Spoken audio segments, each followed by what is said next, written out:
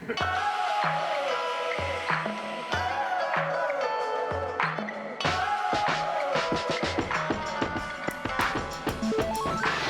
me a little time to sink. My footsteps on the brink.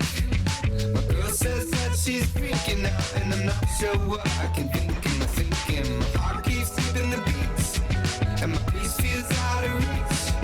And I wish I could say that the world's gone crazy, but it feels like it's just me, and it's been so long. It's been so long. When was the last time that you felt alive? Singing, when was the last time that tried something for the first time? I said, when was the last time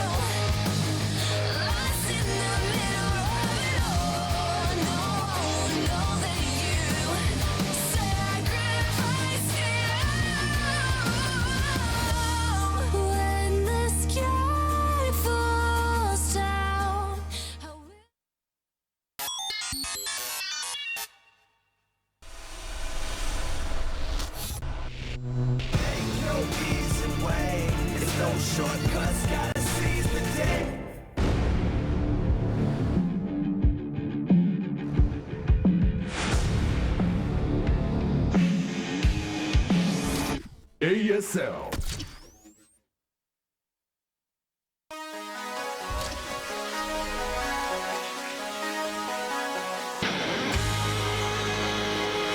What's up, guys? Welcome to day number 2 of the ASL, the StarCraft 1 Brood War League. This entire league is going to be casted for you guys in English by Tastosis, the dinosaurs of English casting, the dinosaurs of esports casting. Indeed. The only people old enough to have been around that long to have a history with Brood War. Big one. That was where we started. That's right. Back to our roots. That's and right. It feels so good. I'm so happy to be doing it. Feels right. Yeah. We had a great day on Sunday. Yeah. It was so much fun. We have some of the best legends of all time playing in this tournament. It's like, I can't believe that we have a Brood War tournament and this many of the legends are still around, still playing. Brood War has been active. It was active after StarCraft 2 came out. It's actually on the rise right now again here in Korea, which is really interesting. And big part and thanks to AfreecaTV. Yes, thank you to AfreecaTV, the CEO, Mr. Che, for supporting esports. If you love esports, you got to go back to your roots and watch some Brood War. We know a lot of you guys might be too young to have experienced Brood War. That's not your fault. It's okay. You were maybe just an embryo back then. Yeah. Maybe a twinkle in your mother's eye. Something like that. But we are going to be here to make sure that this is fun but also informative. If you've never played Brood War, you've never seen Brood War, we're going to hold your hands and bring you through this. Yeah, it's it's an RTS game. It's like StarCraft 2, but they're different enough that you can absolutely enjoy both of the games, and I think that you will really. I haven't seen one negative tweet yet. I haven't seen a negative comment, really, about the quality of these StarCraft 1 games. Yeah. And people are enjoying them. It does have a different – it's definitely still StarCraft. StarCraft 1, StarCraft 2, so many similarities. Yeah. There are definitely some functions in the matchup that work differently and some mechanical aspects that we'll be exploring more as we get into the games themselves. But to what you were saying earlier, Artosis, I couldn't agree more. It's very exciting to see the guys who've been playing for the last decade are still here. By the way, if you missed the VODs from 2 days ago, definitely check it out. Each game was good. Yeah. It was just like how we left it off. We haven't really had too much to do with Brood War since we started casting the GSL upon the launch of StarCraft 2. Anyways, here's what the groups are looking like so far. Now, just to make something else clear, it's not like a GSL where we do one group in an entire day. So what we're doing is we're doing one match from each group each day. So That's 4 best of right, ones. Yeah, get a little bit more showtime for these guys as they do have big fan bases over here. A lot of these guys, real legends. We did have that big upset, by the way, Effort losing to Highwater, a.k.a. Shuttle. That was not really expected as Effort won the last big StarLeague out here. Really interesting opener for that game as well. Yeah, that was really cool. I actually learned a lot from watching how Shuttle played in that game. Yeah, he did a fantastic job. And guys, like, that was really exciting having Effort and Flash, 2 of the best players of all time playing. But we have 4 ridiculous top-tier pro gamers playing tonight. And then we also have other guys who have come up very strongly and are going to challenge them. Also, the Zero vs. Flash game was really cool. We saw the new meta in TVZ, and it's very different from after well over nearly 2 decades of StarCraft Brood War's existence. It's a meta that both Artosis and I are not really that used to. I had some people tweet at me saying, but we have seen mech before in Brood War. That's not the same. That's not the same kind of mech that we're talking about. Like definitely the way that developed was different. Technically, he went into mech units, but that's not how mech was ever played against Zerg. It was a very different style back in the day. So very exciting, very cool stuff. No TVZs today, so no chance we'll be seeing that. But we have a TVP, which I'm very excited about to open up with at least. Now I believe we have not casted a TVP yet. Nope. In Brood War, whether it was when we did the first 2 matches a season ago, where we were just experimenting to see what the foreign viewership would be with Brood War. By the way, it was pretty good, but we haven't casted any, so you guys may have never seen this matchup, but this was the identifying matchup for mech to start things off in StarCraft 1. It really taught us about how mech can work, and it's actually, I'd say, out of all the different forms of mech we've seen in all iterations of StarCraft, this is the most interesting. So we're going to spend a lot of time explaining that to you guys. It's generally a long matchup unless one of the 2 races rush each other. Yeah, which definitely can happen. Protoss has a lot of different cheeses available to them, and Terran has a little bit that they can do too. It's not quite as much. But let's take a look at our matches today. Free versus Sack, Larva versus Hune, mine versus No Insung, but that is actually C Shield. For those of you who do not know, Youngbo Song, a fantastic top-tier Terran player, and then, of course, best against hero. So a lot of these guys very good. These matches are actually pretty tough to call. I think the highlight match today will be mine versus C. Yeah. That's our third best of one for tonight. Yeah, that's a ridiculously good match, guys. Like, those are two of the best Terrans ever to have lived going at it. So really, really exciting right there. This first one I find really fantastic as well, though. Free. This is one of the 6 dragons. Let me give you guys a little bit of lore from StarCraft 1. There was a set of Protoss players in the prime, in the peak of StarCraft Brood War, called the 6 Dragons. And they were by far the 6 best Protoss players in the world. They're really the only ones that mattered, the only ones that made any splash during that period. And Free is one of those 6. It's, let's see if I can get it. It's Bisu, Stork, Zhongbi, Free, Cal. Wait, did I say Stork? Yeah. Yeah, you Bisu, Stork, Zhongbi, Stork, Zhongbi, Free, Cal. Best. Bam. Good job. There you go. Look good at you. But yeah, those are the 6 best Protoss of all time. Free is within that group. He's a fantastic player. It's like a bunch of top 4s. He never really won a StarLeague or anything. He was very good, but he was a little bit overshadowed by Fritz and Stork. Yeah. Now, his opponent up here, Sak. Yeah. This is a guy, a lot of people who follow Brood War might not remember him as well. He's very good. He's been around for a long time, a solid Terran. Yeah. But I think this is going to be a little bit of a tougher match for him here today. Well, this is very interesting, right? Like, this guy was an SKT Terran. Let's look at those predictions. Looks like, oh yeah, overall it's leaning a little bit more towards We're Free. on camera now. Oh, wow. Hi, guys. Yeah. I'm like, no, we're still the 3 Koreans. But no, I mean, okay, so here's our predictions overall. I took Free, but I think that this is like a good match. Sak has gotten a lot better since, you know, the fall of Brood War, I guess. Like, he's definitely a very strong player. And Free was really known for his Protoss vs. Zerg. That was his best matchup back in the day. That was really where he was kind of more of a sniper, could take out those very top-tier players. And like, out of all the dragons, in my opinion, I think he probably had the worst PvT out of all of them. He's the smallest of the dragons. Well, he was extra monstrous against Zerg, but yeah, I actually was. He was a fire type Pokemon or something. I don't know. I felt pretty strongly about Free in this one, but that might be my bias. I actually watched a lot of this guy's games to study when I was playing Brood War. So this is going to be cool to see how he does here tonight. I think he should take it, but Sak is a pretty tenacious dude. Yeah. Very solid. I'd say very well-rounded as well. Yeah, I don't know how this one will go, but I mean, I've got to cheer for the Dragons, man. I don't remember Free being very risk-taking in PvT early on. I remember him being pretty standard. Yeah. Which is fine. You can play that way as well. He's not a dirty Protoss like a Stork. Yeah. So he doesn't just load a shuttle with 4 DTs all the time. That's not his MO. Get a Reaver and take 2 bases. Okay, guys, get ready. Tell your friends to join us. This tournament is brand spanking new, and a lot of people don't know that it's going on right now. So if you know anybody, any of your online gaming friends, any of your friends in real life, you want them to tune in, tell them to join us here. We got several hours of StarCraft 1 action, going back to our roots, where it all started.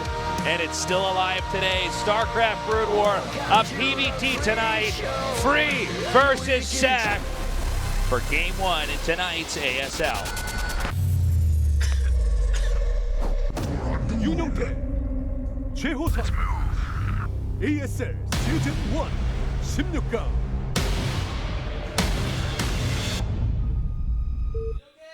That lobby. So much of my life has been spent in that lobby. It's tasteless. old school, man. Old school.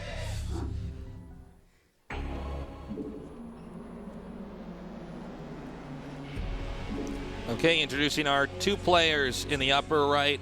One of the 6 best Protosses of all time, the 6 Dragons. It is Free.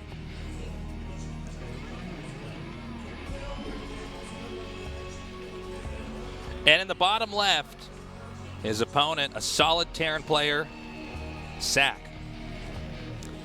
I actually casted a good amount of Sak's games. Yeah, he played in the but you know what? The GOM TV leagues. Yeah, the Avertech Intel Classic leagues. But I feel like I can't remember one of his games. Like, it did not stick out he to wasn't. me. He wasn't that memorable, which is kind of funny because he was an SK Terran, and that was the team that made all the good Terrans. You know, it was really a legendary team that originally was put together by Slayer's Boxer himself. I Love OB was on there as well. He's literally their StarCraft 2 coach right now, just to show how deep that team runs. But yeah, SAC never really did it before you know, StarCraft 2 came out, which is when Brood War took a little bit of a dip. For sure, you know, so many pros kind of exited. The tournament scene fell apart a little bit for a while, but you know, he's done well in the league since then. Yeah, I don't know exactly how this will go, but you know, Free is just like, what a storied name this guy is for us, you know? Yeah, it's really exciting to have him here tonight.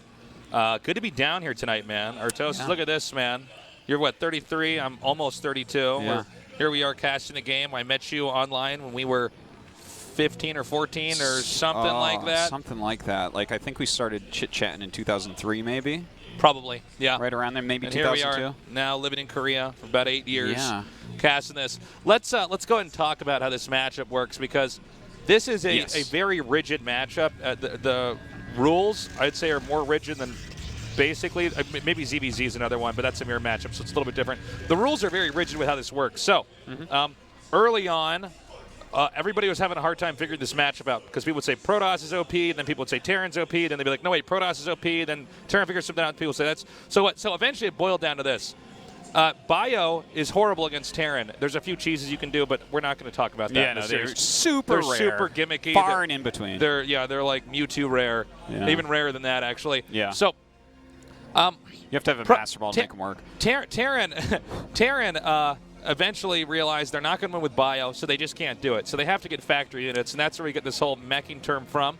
So Terran, if I could just point this out, because we just showed that was a moving shot on the probe. Probes have higher acceleration in this game than the other workers, so we saw some good micro there by Free. But we'll talk more about that after. Keep going, please, Stasis. No problem. That's actually good to point out, because there's a lot of micro stuff we're going to have to identify for people that are watching. So what Terran does, Terran gets the minimum amount of Marines. They usually get a little bit less than probably what we'll see in this game if they wall in. But what they do is Terran gets factories up, and they start making vultures, which are terrifying units. They kill zealots really fast. They have spider mines. They kill workers fast. And then so what happens, Protosses were losing initially, and then Protosses realized, well, what do we have to do? We got to start getting Dragoons with Dragoon range out here, and we got to start expanding. And so then the problem came, well, Terrans can just siege up and start to turtle. So Protosses actually act a lot like Zerg in this matchup, where they start to take different bases all over the map. Yeah. They expand everywhere, and Protoss has this mobile army. Terran's army it does a lot of damage, but if it's caught out of position, it dies. And it's really interesting. Now, this is much less mobile than a lot of the mechs you're used to maybe seeing in StarCraft 2, especially by the current legacy of the Void standards. Yeah, it can be pretty immobile at times, especially during some dangerous mid-game periods before you really get a lot of supply and a lot of upgrades. You know, the Terran mech, if you lose your siege tanks, that's going to be it most of the time. Like, you really have to be careful about those. So, you know, it's a great matchup, though. Definitely one that has frustrated many a Terran player. But yeah, I mean, I'm excited to see how, you know, SAC wants to play it from the Terran perspective here against Free. Now, this looks like it's sizing up to be proper. Oh, that's good block there with the probe. Block, You can actually block, if you put that perfectly in that location, you can block that off. You do not want to let him get in there. So Protoss has a lot of techs they want to do. There's a bunch of different ways you can play it, but this looks like it's going to be traditional.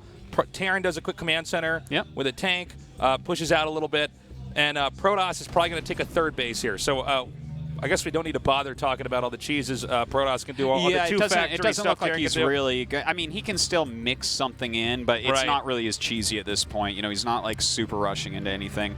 But actually, you know, there are some like two-base shenanigans you can do as a Protoss. Like for instance, in this game, guys, carriers are like the scariest thing in the whole world for Terran. If your opponent, like if you don't find out that he has carriers until he has like 4 carriers, you're just going to lose. Yeah. They are unbelievably hard to kill as Terran if you're behind at all. Yeah, I think we probably won't see any on this map because it's so open. But that is definitely like a rule. Is like Protoss, Terran has to be hyper vigilant. Now, fortunately, Terran gets scanned, so they can keep scanning and looking. But some Protosses are pretty crafty at hiding this. Now, early game in this match, this is actually a very interesting part of it. Against Terran and Zerg, you're going to see the Academy very early, especially against Zerg, because you need to get stim for your Marines off of that and Marine range. Right. But in this matchup, spending 150 minerals, that can be a problem because you also need to get factories up to make your units. You might need missile turrets and whatnot. He has chosen to get it a little bit earlier here. I personally subscribe to this type of play where, you just get a little bit more scouting. But this costs 150 minerals for that, plus the build time, plus 50-50 for each comsat station, plus you can't make SCVs while they're building. So, it eats a little bit of your economy to actually get these scans up. I never thought about it like that, but yeah, that's a good point. There's some Terran insight. Yeah, I mean, it's actually a lot to just get the scans up. So timing that out correctly is important. Now, this is a spider mine we see planted here. I know some of you guys are rolling your eyeballs if you played any Brood War, but we do have a lot of people that haven't played that, so deal with it. Yeah. We got to explain this to everybody. So the only way for the Protoss to get the spider mines is with the Observer. Now, spider mines are very problematic for the Protoss, and that's why you see the Protoss generally turtle, because if you walk through a minefield and lose all your units, you're going to die to a push later on. Yes. By the way, Free seems to be playing this in a pretty conservative route. Really I actually am a little bit surprised for cross spots. He's taking this base this late. Well, especially because like on this map, I think a 2-base, like getting 2 quick factories and just upgrading off of one of the machine. Is it the machine shop? What's the add-on for that? Yeah, machine shop. 20 years later, man. I know. Yeah, no, tech lab. Tech lab. Yeah, tech lab, whatever that thing's called. It's definitely not a reactor. Yeah. So, I would thought of a push would be unlikely. So this is all timed out. This is how good these guys are. They know the exact moment the Observer is going to come in, and that's why there's a Goliath. The Goliath can also hold off shuttles, but he knows there's an Observer here. So he goes all the way in here. He sees, okay, there's a attack upgrade coming down here, presumably an attack upgrade on that armory. And he also did not see the 3rd command center, but it's especially on this map, bottom left, little quadrant. Terran kind of stay on 3 bases for a long time. Yeah. And then they tend to do like a 200 Yeah, push. I would be surprised if he takes a 4th base before he's maxed. Right. It would be a very scrappy game in which he would do that likely. But if Free is kind of playing like you were saying at the beginning of this Tasteless, he wasn't really that cheesy in Brood War during his prime, and he's a basic bro. He's a basic bro. No, he's the type of Protoss I like to play against, right? Yeah. He's taking his bases, he has detection, he's not really cutting any corners here. He's got a lot of Dragoons, which is really nice. And that's going to make sure that this harassment really doesn't do anything, even using a pylon wall there, which is super common because as soon as the Vultures get in your mineral line, you're going to be in trouble. We see that pylon wall in. If you guys saw that at the ramp in the center right, because Vultures are such a threat. And by the way, wall-ins on this, you can basically relate them to how wall-ins on StarCraft 2 work.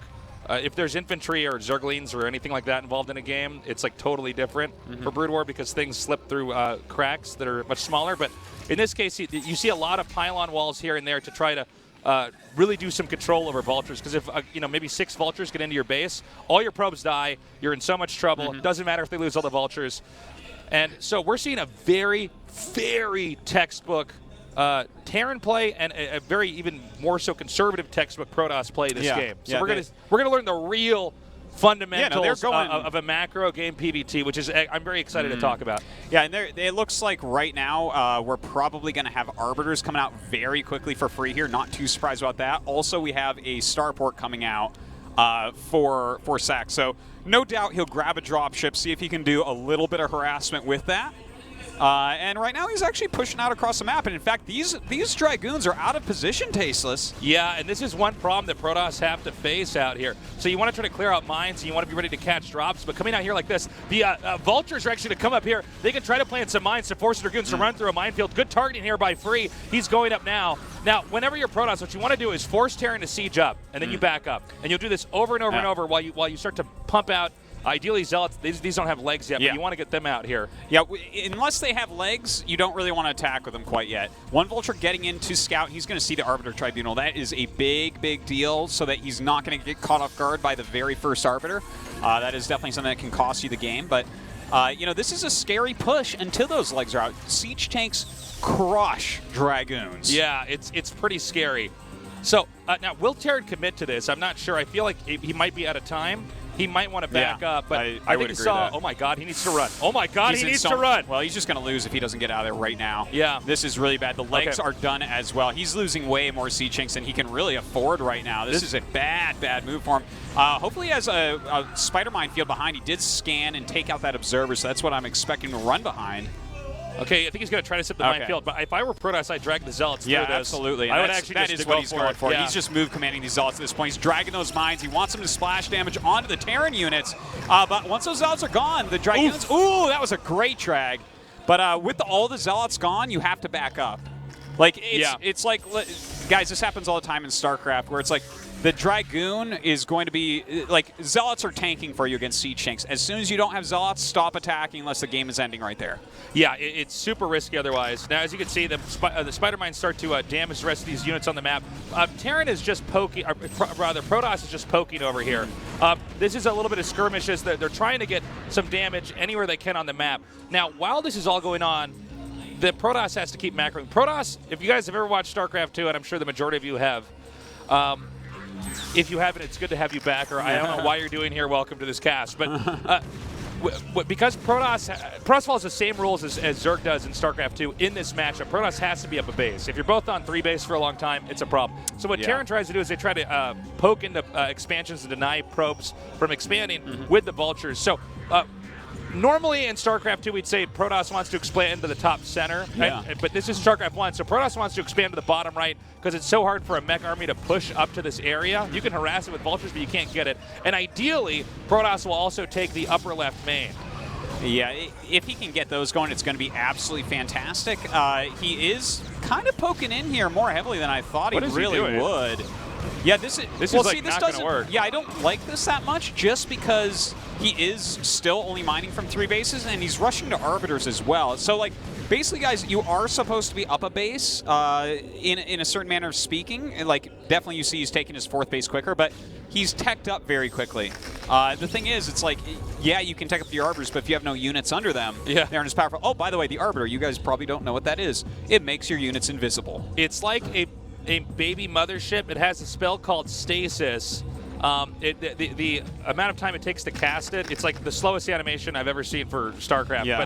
But it's very strong. What it does is it freezes units. They can't be damaged, whether it's your units or their units. And it's a very long freeze. Like, there were literally... It's comically long. You will... Terran will lose if they get too many units frozen. Like, I would actually oftentimes prefer that my units die than get frozen because, like, you don't have much supply to fight off the Protoss anymore. But you can't make more units while they're frozen. So it does that. It cloaks. And then also it has recall, but recall functions differently. You fly the Arbiter wherever the hell you want it, and you press the recall button on an army, and the army comes. And sometimes we'll see recall used when Terran's pushing out. Yeah. At the very end, when they're both maxed out, if both players are playing perfectly as far as damage goes, the Terran army's stronger. So what Protoss has to do is stasis part of that and freeze it. Or get a good engagement where they don't see your cloaked army, they miss a scan, even if it's like 2 seconds, the amount of damage it's done. Oh, absolutely. So it's a really interesting late game. It moves a little bit slower, but there's so many little games going on. And when you think of the mech army, this is also why we're seeing Protoss move out here and clear out mines. You want to have as much of the map under control. This is how almost all PvTs look at this point in time. Terran's boxed in. Especially on this map. Protoss can't get there. Terran will try to move out and do some damage, lay some mines. Protoss tries to come in here and clear. It's very tough for both of them. The map is a dark, scary place for Terran, but at the same time for Protoss, you're constantly having to micromanage observers so they don't, for instance, like here, your stuff doesn't go over mines. You don't take too much damage. You got to tech up.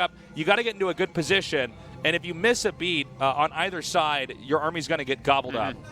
By the way, just something to point out, there's no warp-ins or anything like that. You make everything out of your gateways, as I'm sure you've kind of noticed, guys, in the chat. But notice he's put gateways in the bottom right. Protoss oftentimes late game will spread gates out so that they can do more efficient flanks on the Terran army because you need to flank a mech army like this. So Terran, I don't know if Terran's going to go for a stretch here and try to secure the bottom center, or if Terran's going to go for a push. But this is going to be pretty tricky. Now, this army, see the science vessel? That's very important. You want to be able to EMP the Arbiter so it doesn't have mana. Yet. It's really expensive, like 200. I'd have to watch more games. I actually have no idea if he'd have EMP at this point in time in the game. Yeah. Hold on. You know, it's very strong, but look at this. A lot of missile turrets here. It looks like he wants to recall. This is going to be messy. The Spider Mine's going to come in and clear a lot of this out. So he's recalling because he sees that army move out. Remember, siege tanks are not fast. So if he can get in here and do a bunch of damage, he's poking in here to the center left to draw the mech army back through the route of the Terran's main area in the bottom left. Now, the Protoss units are more expendable. You got to think of them almost like they're Zerg units. like as long as Protoss is still eating up most of the map, they can keep trying to just run in here like this. And it looks like so far this has actually been pretty effective. Yeah. SCVs were killed. Siege tanks are having to siege up over here. He's going to try to jump in here and just kill as many of these siege tanks as he can. The Dragoons at this point in time much more expendable than the tanks, and then he's going to back out. And if you look at how many gateways and bases Protoss has, they remake again. Yeah. You just retry to max out and buy time, because remember, guys, there's no infinite unit selection. No, so you not. have to go to each of the tanks. You got to unsiege them in the groups or individually. And from here for Sack, now that he erased a big chunk of that army, he has to move out and get something done right now. Like, he has to start taking a position on the map. He should most likely just be rallying up Goliaths and Vultures. They build a little bit faster. He has enough siege tanks. Like, there's no point in just maxing out on siege tanks or anything like that, even if they're the same supply as a Vulture. You need those quick units. You need the mines to protect your flanks, to make it hard for Protoss to attack, move into you.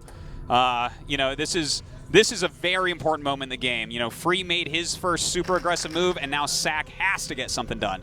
Now, I'm actually surprised. Is Protoss going to attack in here like this? Well, he's got high Templars here. Oh, nice drops. They come out of the shuttle. He storms on top of that. A lot of big damage. Oh, we saw an EMP in the upper right on the Arbiter. He does get a stasis off on 3 of these siege tanks, so it's still effective. Gets that before that EMP, which also can fight you for the slowest animation. But yeah, this is too many Zealots, man. Sack is not in good shape right here. So he's coming in now. He's doing a good amount of damage, but I think Protoss is going to have to back up. In fact, I think he might slightly be overextending here. I'm not sure.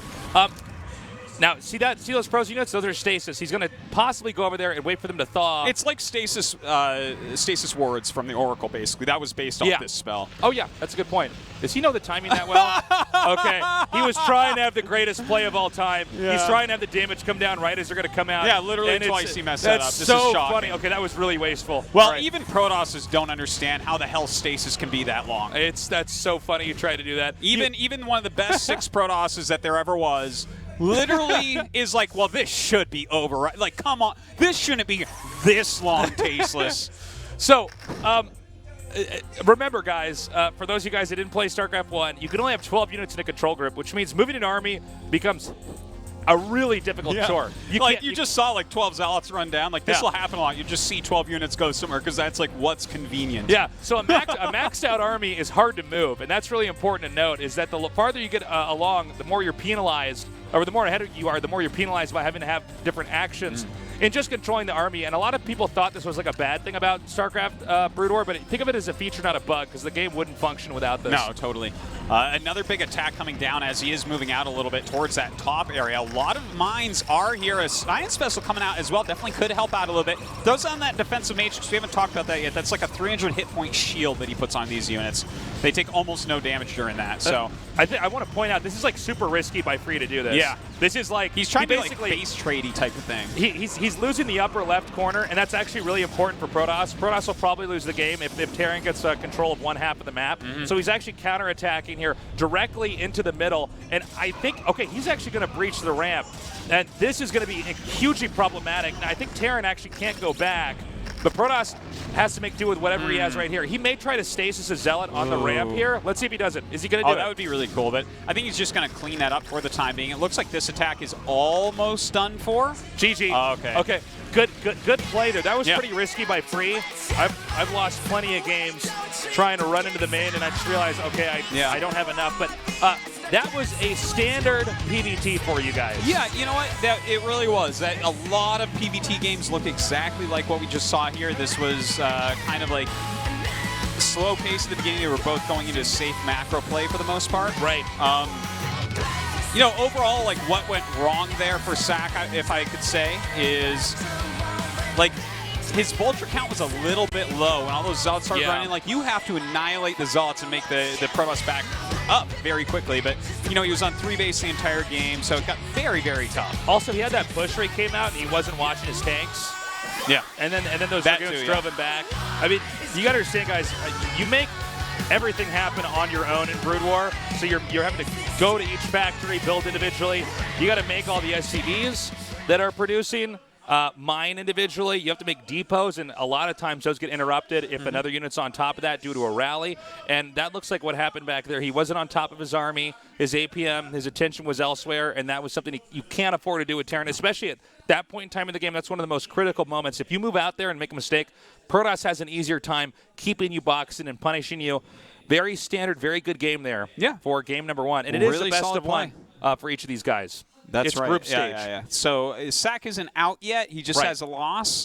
He's going to have 2 more games to see who goes up and who goes down. It's a full round robin, not GSL style. So yeah, it's a Brood War style round robin. Well, we got another match coming up here in just a little bit. Tell your friends to join us. We'll be back after this short break here at the ASL. You're so bad for me, and I know it. But here I am in your arms, and yeah, we're quiet like a secret. But it's just the calm before the storm. 'Cause baby, your lips like fire, and my blood like gasoline when we're striking.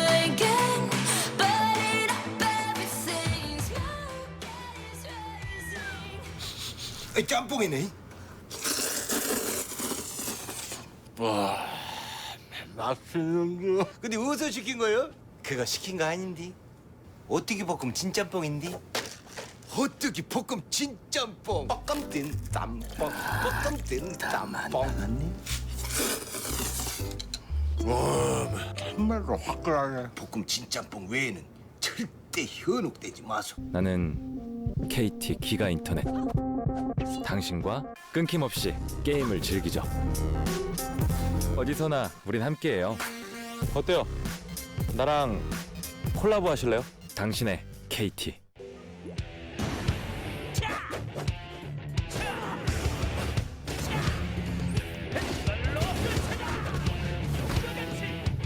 메이플 스토리 2 신규 직업 스트라이커. 이거 좋은데? 봄꽃책에서 듣다. 있는 그대로 맑고 깨끗하게 피어나라고 겨울을 이겨낸 봄꽃이 내게 말했다. 맑고 깨끗한 칠성사이다. 답답할 때 마셔봐요 트로피카나. 상큼상큼 과일 듬뿍 스파클링.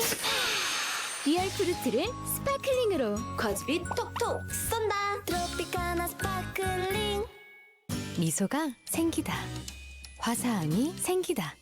건강한 하루가 생기다. pH 8.0과 풍부한 미네랄로 핑크빛 생기가 생기다. 아이시스 8.0. 이제 모두 핑크하세요.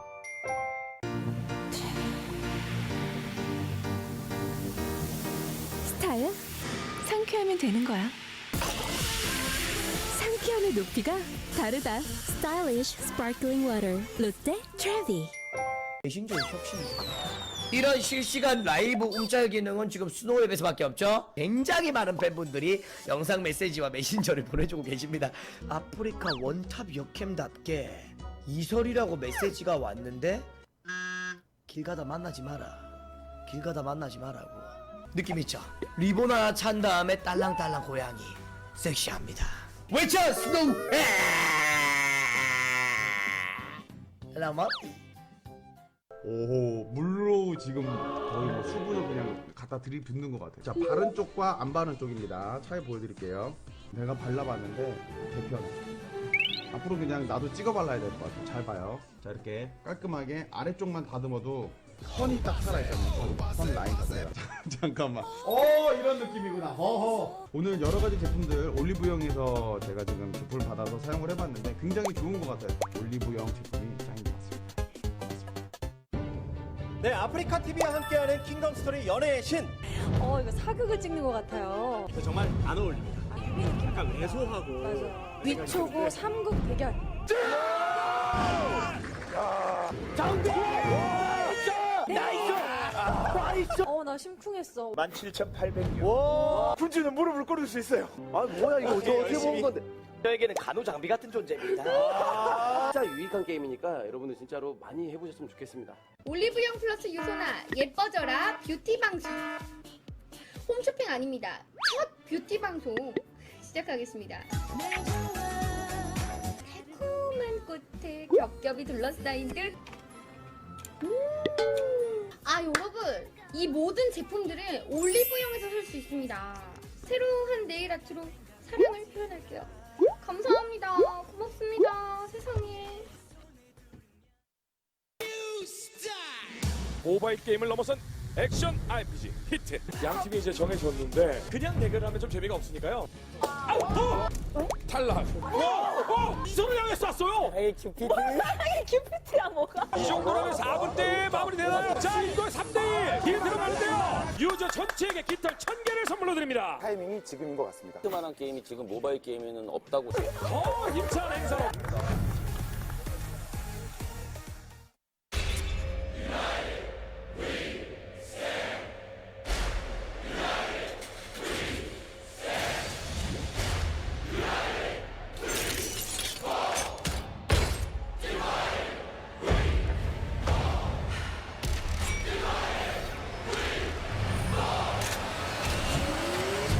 You chose the wrong side.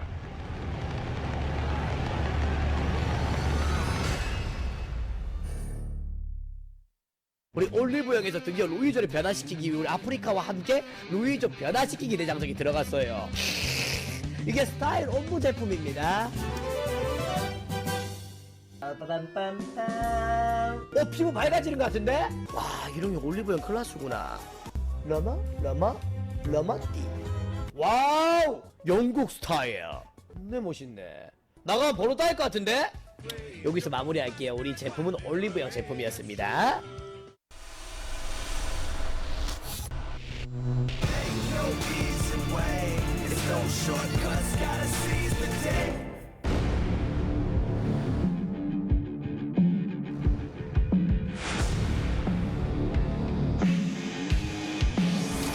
ASL.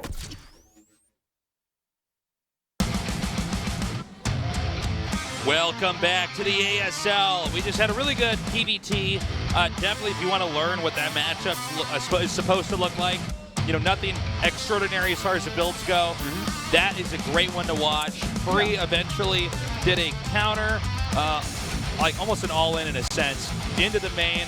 There was not the right balance of Terran units there to defend, and he managed to get up the ramp. And, you know, with Terran being all the way in the upper left corner of the map, there's no way he's going to be able to get down there in time. Great job by Free. Yeah, Free just kind of outplayed him there, but, you know, the Sack showed pretty good skill. You know, that's just how it goes sometimes on that map. It can be tough to take that fourth base. We should actually talk about this for a second. That map, we're not huge fans of that map, even though it's the most popular map in Brood War. Yeah, it's like... it's really basic. It's like you're going to get your third no matter what. There's almost nothing in the middle. There's a base that basically nobody ever takes. It's in the very center. Think of like Daybreak, like for people who've been StarCraft 2 fans for a long time, and like how overplayed that was. This is even worse. This is even worse. This is many more years of exactly the same map being used. Like, there's been a few maps. Like Lost Temple was the original map that everyone played forever. Python too. Python. Luna almost hit that level, which for Terran players, we almost all quit. We almost signed a pact together. You couldn't build in the middle of that map. No, it was just, oh my God. But that map might be a little bit overplayed. It's a little bit too basic, in my opinion at least. We'll see. We'll probably see a lot of it in this tournament. Definitely Fighting Spirit is just so played. It's just like the map that won't go away. I hope it does go away one day, but you know, I guess it's here for now. I'd rather play Python again, to be honest. I thought Python was the best basic map. I thought because of different spawns, there were some different games you could get out of it. But it was also broken. Like 3 versus 6 TVZ, they couldn't make a sunken. If you left your base with the Marines, they couldn't make a sunken before you got there. It was that so was stupid. a problem. Yeah, TVZ. That was. That's like how I beat Ret on that map. I watched my brother get those lose. spawns. I'm like, ha ha ha! You won't have a spine ready. I watched my brother lose a lot of games on that map on ladder back then. He's like, I am not playing this map anymore. I don't know. All the matchups work differently on different maps, but that's kind of the most watered down. We're talking about Fighting Spirit, by the way. The most watered down.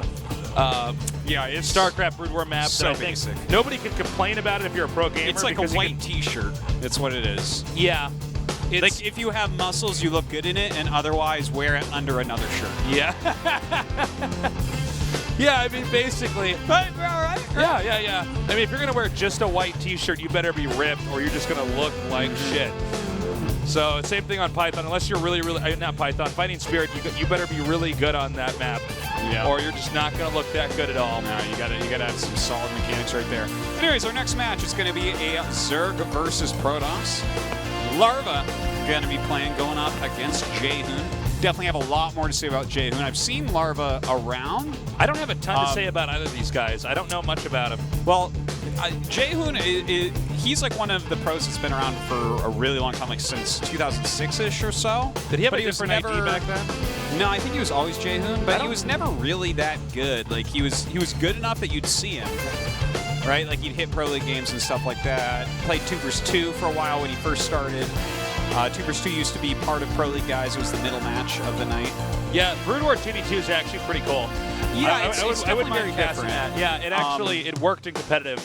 Yeah, they eventually rotated out, but like actually a fun fact is that Nesty was delegated to being a 2 vs 2 player for most of his career in StarCraft. And I think early on Saber was as well. Yeah, that's right. Yeah, and it's really weird because like a lot of the best Zergs in one-on-one historically came out of doing 2v2 with Zerg. Yeah, I forget if I meant to write something on this a few years ago, and I think I did on my blog or something. Yeah. But how basically mastering basic units, 99% versus 1%. Wow, that's crazy.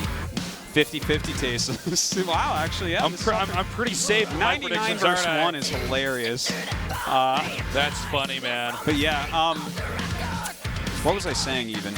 We were talking about how 2v2 Zerg players in Brood War ended up becoming either really good Brood War 1v1 players or really good StarCraft 2 early on 1v1 players.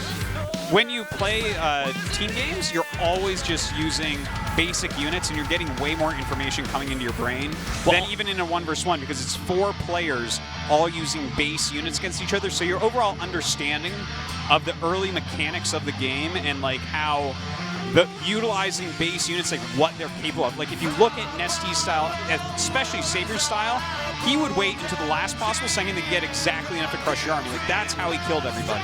And that's because he has such an understanding of that flow of drones versus Zerglings, how to utilize those Zerglings in these like masses early game. Anyways, it's a really cool subject. I could talk about this a lot. Yeah. It's very fascinating.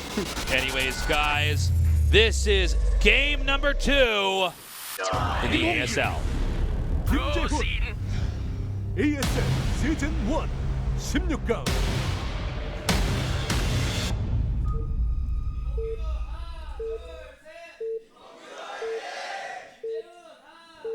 I like Larva. He just looks like a normal guy. You know what I mean? Yeah. In the bottom right, in the orange, it is Larva. It's like, yeah, look, right? I'll talk more after you introduce Hune about this. In the upper left, in the red, our Protoss player, it's Hune.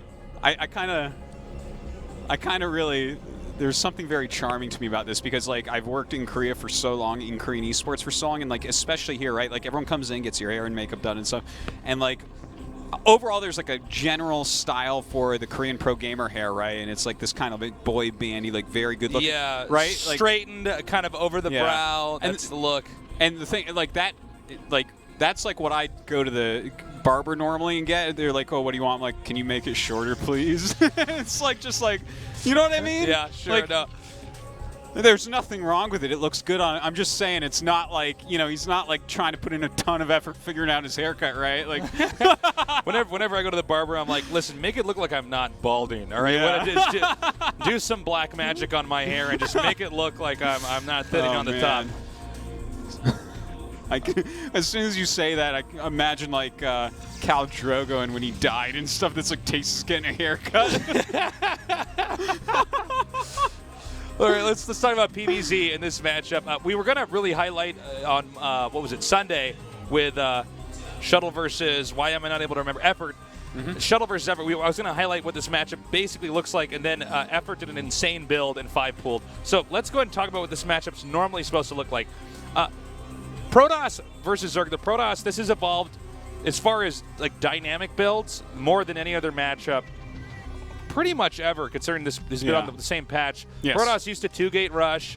and try to bust him. Zerg's not good at holding that. Protoss would go fast gas. Sometimes it'd even go Dragoon Reaver. A lot of times it was Corsair, Zealot Legs, or DTs, and it would expand. Ooh! The deny is real. Nice and slide. get wrecked. So nice. Okay, but this pool did finish, though, so he'll be able to clear that. It's not too hard, but that's really annoying. No, that was a nice block there. And eventually Protoss has figured out that you can just fast expand, because Zerg's got so good, Protoss couldn't beat it. So initially, when people would do fast expand builds, like back when Artosis and me were like still in high school and playing this game, if you tried to do a fast expand build with Protoss, a lot of the early Zergs would not play you because they thought it was a form of cheese, because there's no way it should work. Yeah. And then eventually in Korea, you started seeing pro gamers do it on TV, and people were like, oh my God, you can actually hold this off, because it looks so different and so newbie at the time to make a forge and wall off. Yeah. And it was like, and you'd think of Zerg, there's so many ways Zerg can punish you and kill you, and Protoss still lose to it to this day. But eventually we got it down pat, and that's why we immediately saw in StarCraft 2 when the game came out, people were just figuring out the fast. Well, I guess people did like that 3-Century Zealot expand at the start of the beta. Yeah. But then eventually they were like, okay, finally Protoss has got it. We know how to expand. So Protoss expand, and then there's a variety of different ways. We'll talk about that, I guess, in a little bit here, since we need to see what the tech is before we go down some wormhole that we're talking about something relevant. But Zerg is going to get another base coming up here, especially in split map.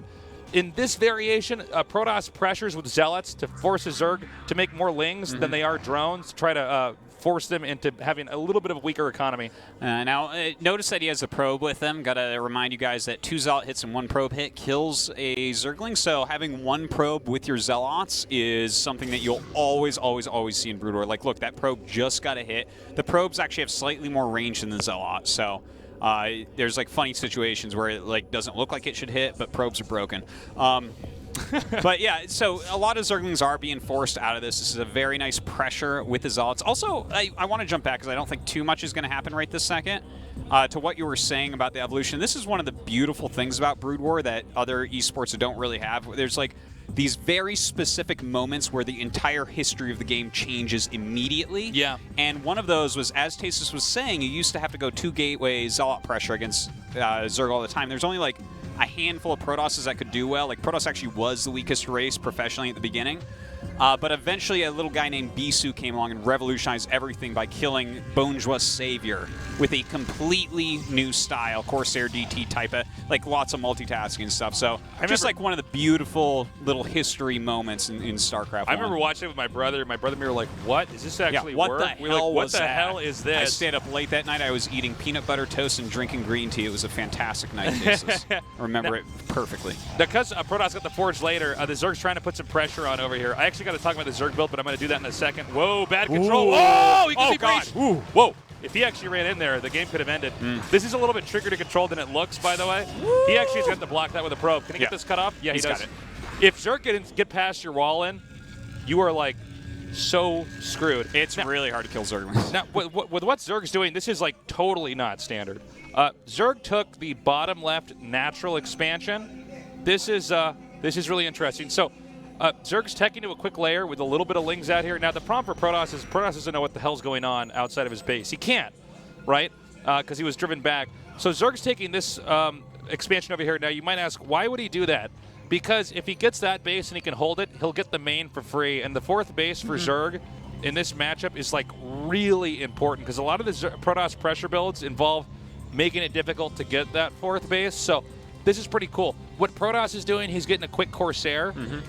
This is pretty much what you will always see in this matchup now. Yeah, this is very, very popular because mutas are scary. These can hunt down Overlords as well. They only do 5 damage, but it's splash, and they fire unfathomably fast. It's like a blinking flashlight. Like, imagine trying to turn a flashlight on and off as much as you can. That's what you're about to see It's here. like the light on my bicycle when I ride at night. Yeah. Like, I'm sure I've caused many a car accident just trying to drive down to the park to ride my bike because it's just flickering so fast. So see that, guys? Like, this is what it does. He gets to scout with this. He gets to kill off an Overlord. And the way that you counter this is Zerg. If they get too many Corsairs, your Mutalisks just disappear. Yeah. So he's going to have to open up with some Scourge to try to hunt these down, which are basically flying Banelings. Yeah. They don't do splash like the Corsairs attack, but I mean, if they connect with anything, it's basically dead. It's 2 Scourge to kill a Corsair. Now, 2 Scourge to kill almost anything that flies. So both players are now in a position. Zerg is under serious threat. He has to regain control of the air because otherwise he'll lose all of his Overlords. By the way, Overlords detect immediately, but if he gets all the overlords and gets dominance in the air, and Zerg has to rely on Hydras or Spores to protect those overlords, then Dark Templars can control the map. So now that's not as impactful here because Zerg did take the bottom left, so therefore gets the free 4th base, which he's acquiring right now. Yeah, that's a big deal if he can hold on to that for a while. But you know what? These Corsairs, they've cleaned off overlords on the map. He's putting on some very solid pressure with it. And eventually, we're going to have to see Hune move out and make a very strong move coming up here. He is going for, it looks like, +1 for his Zealots. That's going to allow him to 2-hit the Zerglings, much like, you know, I guess we would see if you ever made Zealots early game against Zerg in StarCraft 2. But, yeah, Zealots have a much different role in StarCraft 1. And StarCraft 2, they're kind of there to sponge. Good escape. Now, this is the new style of PvZ that was not around when Artosis and me were playing. We were playing right up until the beta came out for StarCraft 2. Protoss get a very late robo to detect. Even if Zerg have lurkers, they just put pressure out with Zealots, and if lurkers are there, they run away and attack somewhere else. Yeah. And I usually get the robo after the 3rd base. It might be different here. I'm still kind of wrapping my head around this. I've messed around with this a little bit at home after seeing this style. But bunch of Speedlings getting in right now. Looks like plenty of Zealots here actually to clean this up, but they do get the cannon. So that's kind of nice. I think he thought that pylon was a cannon for a second. Yeah, you're right. So, I've done that. They do look exactly the same. Yeah, there's no difference in that little glowing bubble. So Zerg need to get a good kind of Sim City here to make sure the Zealots can't do that much damage. The drones can be pretty helpful here. Workers are a lot stronger because they can stack, and then therefore glitch the Zealots have to move around and regain surface. But I think actually Hune might just get this. Yeah. If he gets this, then this game is essentially over. Yeah, it's very Hune favored at that point. A lot of Zealots still coming down as well. And the +1 attack makes such a difference in this. It's like ridiculous. Okay, here's what happened back there, all right? Zerg should not have countered with those Lings. Yeah. You need the Lings to defend. That was actually a sad mistake there by Hune. I'm sorry that game wasn't more interesting, but if you guys want to understand that because Zerg was going for a quick 4th and had to defend, all Zerg has to do is hold that 3rd base at the bottom left. Because he did not have enough Lings, the Lings, when they're at a wall off, as you guys have probably already noticed, just like in StarCraft 2, there's a lot more melee versus melee in Brood War. If you've got a good wall off, you can hold off a lot, but he did that little counterattack, and that meant there weren't enough Lings to block and help the sunken colonies there. And that was that. Yeah. Also, I'm a little bit surprised because even though those Corsairs got in there, and I think they got 3 Overlords, Zerg was still in good shape. Yeah. It still would have been fine, but, you know, he was going Spire as well, by the way, and it was a Corsair opener, so that didn't end up working out for him. That could be a little meta thing, like, because the scene is a little bit smaller, a lot of these guys are going to play against each other in practice games a lot more often. It's not like the old days, and so... welcome to the studio, Foreigner. Thank you for coming down. Foreigner. Yeah, so that's it. If Zerg loses that base, that game's over. I was hoping we were going to have a long PvZ because that's a really interesting matchup. We have a second one later on tonight. That's so right. That's right. That can be a very good one. It's actually a better Zerg from the time that we were still around, and a better Protoss as well. So hopefully that'll really deliver. But I think the match of the night is next. It's Mind. Probably the smartest Terran ever in StarCraft 1, going up against Sea Shield, a.k.a. No Insung, who is one of the macro beasts. This guy macros like Flash. It's pretty cool. TVT also a very fun matchup. We're going to go to a short break. When we come back, we'll go to that match. Match number 3 for Day 2 of tonight's ASL.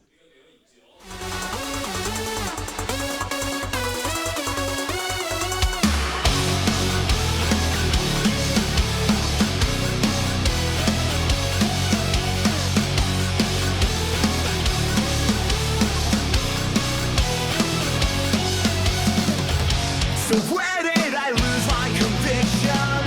Fight the nightmare that brings me down. Yeah, I feel like we all live in fiction. Now I feel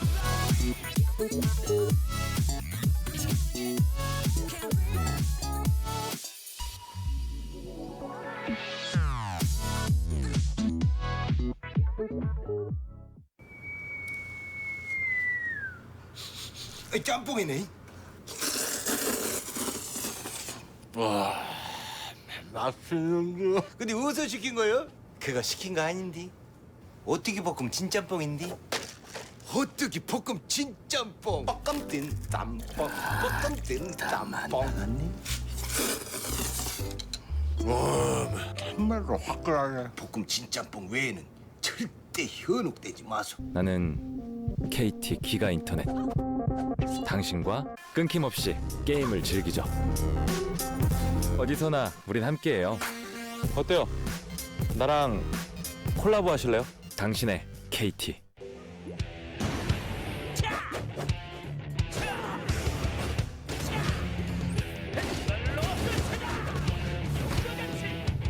메이플 스토리 2 신규 직업 스트라이커. 이거 좋은데? 봄꽃책에서 듣다. 있는 그대로 맑고 깨끗하게 피어나라고 겨울을 이겨낸 봄꽃이 내게 말했다. 맑고 깨끗한 칠성사이다. 답답할 때 마셔봐요 트로피카나.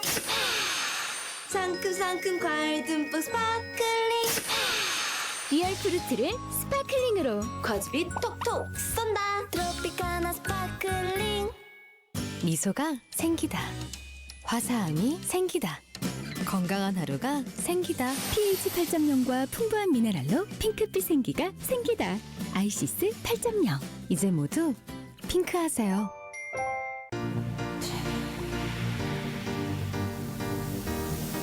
스타일? 상쾌하면 되는 거야. 상쾌함의 높이가 다르다. Stylish Sparkling Water 롯데 트래비. 메신저의 혁신이다. 이런 실시간 라이브 움짤 기능은 지금 스노우앱에서밖에 없죠. 굉장히 많은 팬분들이 영상 메시지와 메신저를 보내주고 계십니다. 아프리카 원탑 역캠답게 이설이라고 메시지가 왔는데 길 가다 만나지 마라. 길 가다 만나지 마라고. 느낌 있죠? 리본 하나 찬 다음에 딸랑딸랑 고양이 섹시합니다. 외쳐 스노우! 라마? 오호, 물로 지금 거의 뭐 수분을 그냥 갖다 들이붓는 것 같아요. 자, 바른 쪽과 안 바른 쪽입니다. 차이 보여드릴게요. 내가 발라봤는데 대표는 앞으로 그냥 나도 찍어 발라야 될 것 같아요. 잘 봐요. 자, 이렇게 깔끔하게 아래쪽만 다듬어도 선이 딱 살아있잖아요. 선 라인 자체가. 잠깐만. 이런 느낌이구나. 허허. 오늘 여러 가지 제품들 올리브영에서 제가 지금 제품을 받아서 사용을 해봤는데 굉장히 좋은 것 같아요. 올리브영 제품이 짱인 것 같습니다. 네, 아프리카 TV와 함께하는 킹덤 스토리 연애의 신. 이거 사극을 찍는 것 같아요. 정말 안 어울립니다. 약간 왜소하고. 맞아. 위초고 삼국 대결. 장비! 나이스! 나이스! 나 심쿵했어. 17,800원. 와! 군주는 무릎을 꿇을 수 있어요. 아, 뭐야, 이거 어떻게 먹은 건데? 저에게는 간호 장비 같은 존재입니다. 진짜 유익한 게임이니까 여러분들 진짜로 많이 해보셨으면 좋겠습니다. 올리브영 플러스 유소나 예뻐져라 뷰티 방송. 홈쇼핑 아닙니다. 첫 뷰티 방송 시작하겠습니다. 달콤한 꽃에 겹겹이 둘러싸인 듯. 아 여러분, 이 모든 제품들은 올리브영에서 살 수 있습니다. 새로운 네일 아트로 사랑을 표현할게요. 감사합니다. 고맙습니다. 세상에. 모바일 게임을 넘어선 액션 RPG 히트. 양 팀이 이제 정해졌는데 그냥 대결하면 좀 재미가 없으니까요. 탈락. 이선을 향해 쐈어요. 에이 큐피트야 뭐가? 이 정도라면 4분 때 마무리되나요? 자, 이거 3대1 뒤에 들어가는데요. 유저 전체에게 깃털 1000개를 선물로 드립니다. 타이밍이 지금인 것 같습니다. 그만한 게임이 지금 모바일 게임에는 없다고 힘찬 행사로.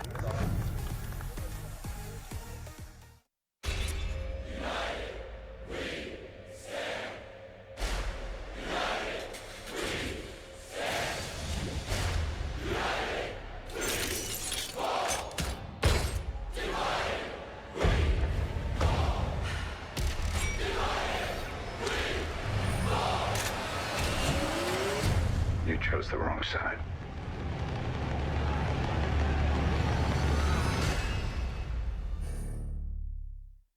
우리 올리브영에서 드디어 루이조를 변화시키기 위해 우리 아프리카와 함께 루이조 변화시키기 대장정이 들어갔어요. 이게 스타일 옴부 제품입니다. 피부 밝아지는 것 같은데? 와, 이름이 올리브영 클라스구나. 러마띠. 와우, 영국 스타일. 근데 멋있네. 나가면 번호 따일 것 같은데? 여기서 마무리할게요. 우리 제품은 올리브영 제품이었습니다.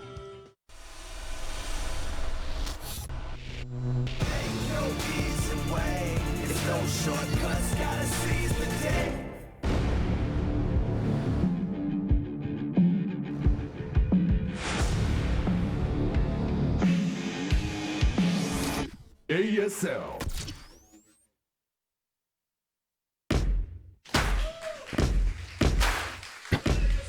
Welcome back to the ASL. We just finished a basic pro match.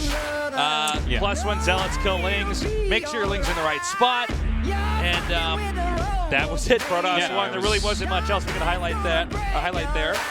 This next match, though, is going to be so sick. Oh, my God. Oh, I need 30 minutes to build this up like it should be. Guys, seriously, get out there on your social media. Let people know ASL is on. We really want to bring Brood War back permanently to be beside StarCraft 2 as the greatest 2 sports in the world. And if you're watching, you probably will agree with that the more you watch. Now let's talk about these 2 players. I'm going to let you take this one, Artosis. Please, because you know TVT. You were a TVT expert in Brood War. Yeah, well, I mean, I have deep emotional bonds with many Terrans from Brood War, and this guy you see on the screen right now is most certainly one of them. Mind might be the smartest Terran ever to have played. His style is that of outsmarting his... Like, you'd have to compare him to something like TY. That would be, his kind of StarCraft 2 equivalent. He's just, like, smarter than everyone. Now, to put this in perspective... The only person I can think of like that would be Fantasy or something. Yeah, I would call him more harassment-based, so like his micro and stuff. So, with Mind... Okay, so when he popped out of nowhere... His run to win MSL, because he's an MSL champion, guys. It's one of the 2 big StarLeagues. That would be like the equivalent of SSL. But he beat I Love Ooh, former Bonjour, Savior, former Bonjour. And then in the finals, he took out Bisu, who had just won the previous 2 MSLs, and we were certain was the best protest of all time. We were right about that. And it looked like he was going to win his 3rd MSL, no problem, and have Bonjour status, right? But Mind smashed him. It was awesome. Artosis with the numbers here at the bottom of our screen. I can't add. I really want... Okay, so anyways, Mind is like... Okay, so just to put in perspective how much I love Mind, way back in 2008, 2009, we used to have a lot of Team Liquid meetups out here where all the nerds that like StarCraft 1 that spoke English that were in Korea would get together, have some drinks, talk about StarCraft. Right. And on more than one occasion, I recall, I got a little bit drunk, stood on a chair, and lectured everyone for 10 or 15 minutes about how good Mind was. Because I just love this player. He's so fantastic. I wouldn't say it was every once in a while, and I wouldn't say you were a little bit drunk. But yeah, basically, most of your story is accurate there. Now, the other guy, no insung, as you see here, that's C Shield. That's C Shield. You mind if we call him C in this? We can call him C if you want. I forgot. I need to text Mr. Che and let him know. Because back when StarCraft 2 was coming out, guys, the pro gamers kept changing their names, and I eventually had to talk to the GSL and be like, look, non-Koreans do not know what their Korean names are. Their IDs are branding. You don't change from the Beatles to the Cockroaches to the Moth Dudes. No, certainly. You keep your brand the same, but in StarCraft 1, they did not. Yeah. They did not run that heavily. In fact, it was a great man named Tasteless that really pressured them to start having the Korean StarCraft 2 casters use their IDs a little bit as well. Legend has it. Now, about C, before we really jump into the game, which it looks like we're going to do very quickly, this guy's always been a good friend of Foreigners out here. We used to hang out with him a lot. He's so charismatic. Yeah, he's one of the most friendly guys you'll ever meet. His macro is god tier, but he just didn't win anything. No. Well, maybe this is going to be his tournament. We're now going into our next match at TVT, Mind versus C. 연보성 ASL 시즌 1 16강.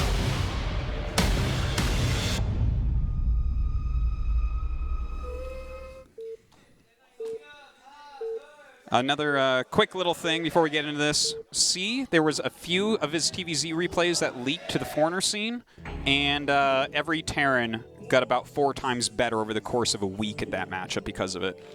So crazy. Yeah.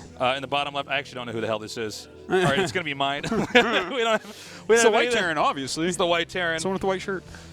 In the bottom right, in the purple, it's going to be C. Do you have a pen, Artosis? I actually want to write this down. When I first got to Korea, I had the solo cast, and I did a 40-minute match.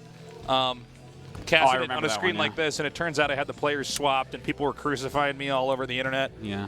Poor Tasteless. Well, you don't need to swap player names to get that anymore. Yeah. We've really grown up. Don't worry, the year is 2016, and you could be crucified for almost anything. Or nothing at all. Or nothing at all. But yeah, guys, this is a ridiculously good match. Like, I really kind of went off on mine because I'm just so excited to have him back, but Sea Shield is just, like, so friendly, so charismatic. He was a Pro League killer. He's done so well for his teams. Always has been one of the best Terrans. It's just like the championships never followed, and it's like kind of a sad story in that regard, but he's still unbelievably good. In fact, he played StarCraft 2 just for a little tiny bit and joined Team Liquid for it. If you guys remember that. It was a tiny little smidgen of history there in StarCraft 2. But yeah, here we are. Mind versus Sea. Who do you think's going to win? Is there any way both of them can win? Well, I know who's going to win for sure. It's going to be the fans watching because Brood War's back. I actually have no idea with this one. I'm really not sure about it. Is he going to Rax in the center? Yeah, now, let me talk about this for a second here.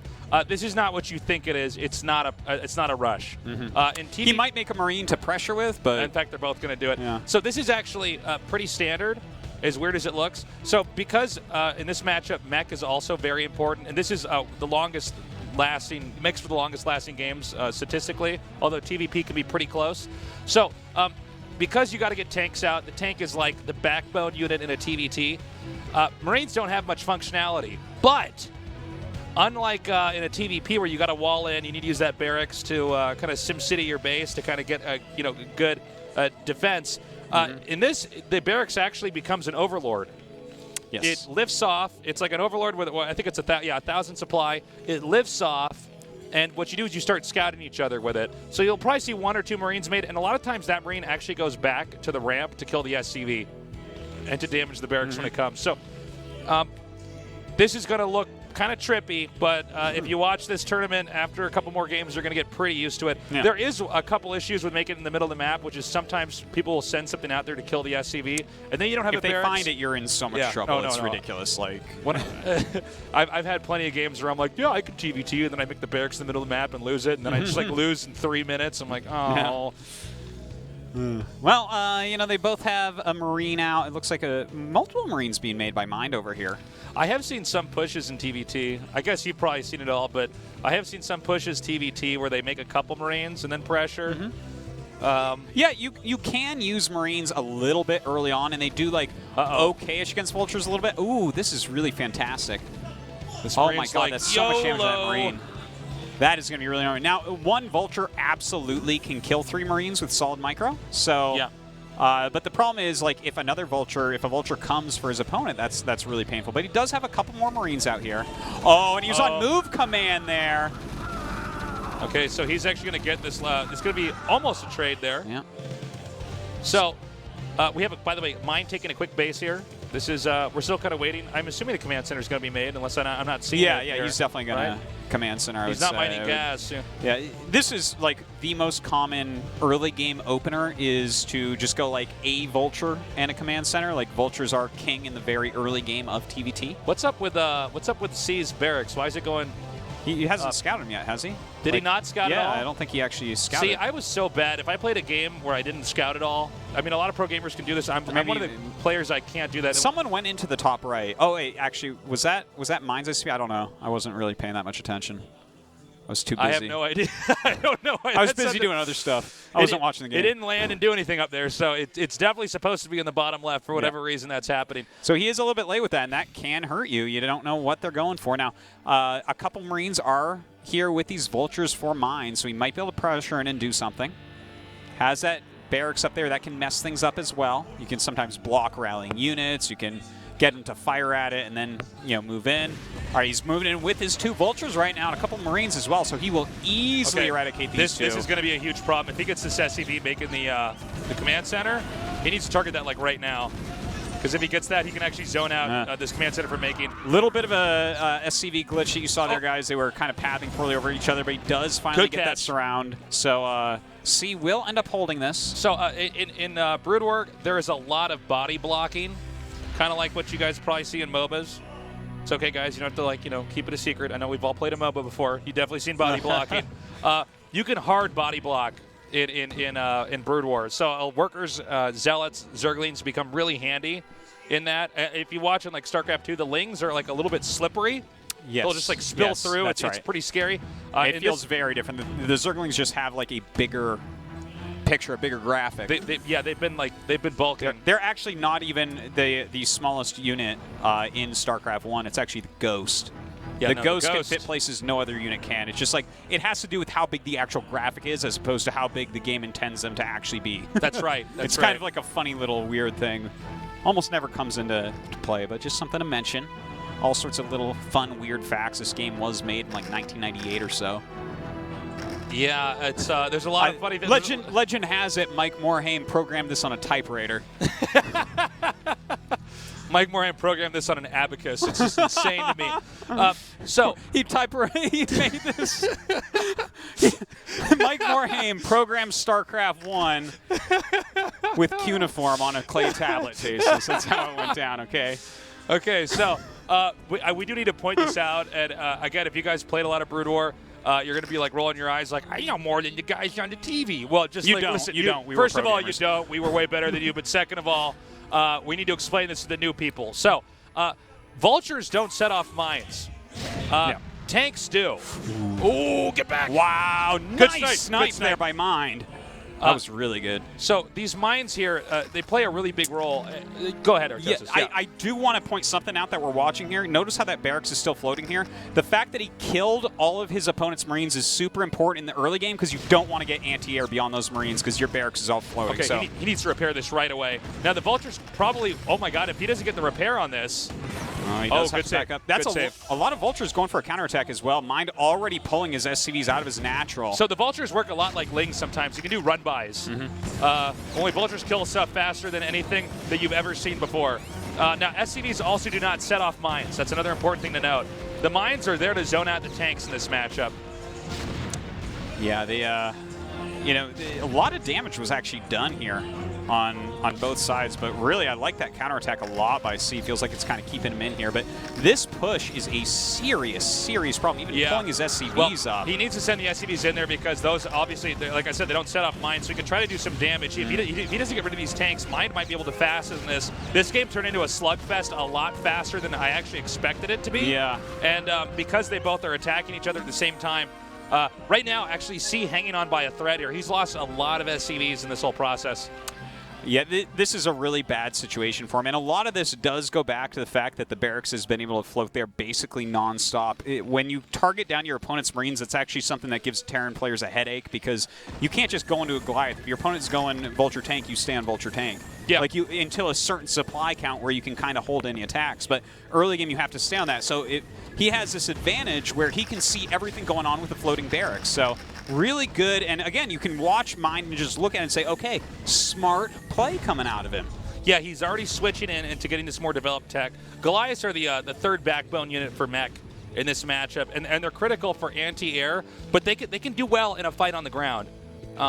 In mech versus mech, they're not bad at all. They fire very fast, and they're very necessary, especially if we get into the dropship phase. I don't know if that's going to happen in this, and I kind of don't want to touch on it until we see it, because I really don't want to just go down random wormholes where we're just giving knowledge that is not pertinent to the game, because I know you and I could both end up doing that. Definitely. Now, because of the mines here, this is what the scans are used for a lot of the time. Remember, there's no mules in this, so you just keep scanning the whole time. Constantly trying to eliminate the mines, and you got to be hyper vigilant on the map, because if your mech army goes over a mine and it's only tanks and a Goliath that'll trigger it. Oh, that's a good save. Got to get an SCV over there to repair that. Otherwise, you can't make factories. You need that building. And he wants to be able to scout a little bit more as well. It's also spotting for any possible incoming wraiths or dropships that could be on the way. But yeah, kind of the game has stabilized a little bit. This minefield could be a problem, but looks like he has enough. As long as the attack moves slowly, he should be able to clear those out. Now, when you plant mines in TVT, you want to make them in clusters. Hold up. Looks like we got a counterattack over here. A few Vultures coming in. Ideally, they want to kill some SCVs, but it looks like he's going to try to get some Vultures until he realizes there's too many. So, you want to make your mines in clusters in TVT, because minus the Vulture, as you can see, that little grenade it shoots, it has to connect, kind of like a Dragoon shot or a Stalker shot, if you want to compare it to StarCraft 2. If that laser animation doesn't connect, like the other guy blinks away, It hits. Now, tanks and Goliaths, you just hear a sound and you see an animation come out of the gun. Yes. So they can shoot down mines unless they're in big numbers and they all pop up at once. So you want to make sure that you plant the mines in big groups, so even if they do pop up, something hits. Something connects. And mines can be a little bit buggy, too. If you have two that are planted kind of on top of each other graphically, then sometimes they stop each other from moving, so you have to be careful about that as well. Now, he might plant mines. Now, you want to plant mines right up next to the tanks here, and when these go off, the tanks are just going to die, and that's exactly what we're going to see here. Ooh! Nicely done. Nicely done. Great offensive mines coming out of Mind right now. And now, GG. Yeah, now, he does GG it. Now, in case you guys are confused about whose mines are whose, we all are, unless you're playing the game, because that coloring on that is not that clear. Yeah, it's a little bit hard to see. But yeah, I mean, that was a good TVT, short and sweet. Yeah, you know, there was some really important things that happened there, and there's like so much that we have to go over for people. It's hard to really describe it all, but definitely the barracks allowed Mine to do the initial push very strongly. Of course, he had a little bit better earlier pressure with his Marines catching those Marines off guard, and yeah, Mine just kind of shown what kind of a force he is. This guy is a champion and definitely a top-tier Terran back in the day. Remember, guys, we're in group phases. We're doing one game from each group. We're doing classic Brood War round robin style, so they only play one match. But nobody's eliminated here. Yeah, that's right. So if you full round robin. That's right. So if you like any of the players you're seeing here, and you're thinking that's too bad, I wanted to see more of them, you will. This is going very fast tonight, by the way. Yeah, we're having some very short games. So that PVZ kind of ended just so quickly. I was a little bit caught off guard by that. It looked like it should have been at least like a 20-minute game, and then the Zealots got there. But the TVT was pretty good. Yeah, no, I liked it. Like, you know what? Sometimes one-sided and fast games are the ones that are most easy to learn from, because you see, like, okay, this counters that. Bam, that's a good lesson. Especially if you guys want to learn how some of the matchups work. It's great to see, like, the TVP we had earlier today. That was really cool. We got to see, like, Endgame, where there's a science vessel, arbiters are out. Yeah. But it's good to see some of the mistakes that can be made. For instance, the fact that the counterattack with the Vultures didn't do that much. The tanks got in range of that expansion early on. We're hitting the SCVs, and that's it. When the tanks get in range, you have to do something immediately. Yeah, and when you're pulling your SCVs up to try to break through that and you lose that many SCVs, you're just not going to be able to keep up macro-wise. Yeah. We are going to go to our final match in just a little bit here, right? We've done 3? Yeah, we've done 3 matches, right? Yes, we have. Yeah, the last one is best for 0. It's just going so fast tonight. It's so fast tonight. We're going to have long nights. We're going to have short nights. Brood War games go on for a short, maybe sometimes even 3 minutes. Sometimes they take over an hour. Yeah. So, and guys, make sure you spread the word. The next match is going to be fantastic. Best is one of the 6 Dragon Protosses we were talking about before, one of the 6 best Protosses during the prime of StarCraft 1. He's going up against yet another pro gamer named Hero, so that's sure to be great. That's right. Another pro gamer named Hero. We need more pro gamers named Hero. He was Hero before these other heroes. That's right. He's the original Hero. We're going to go to a short break. When we come back, our final match in tonight's ASL.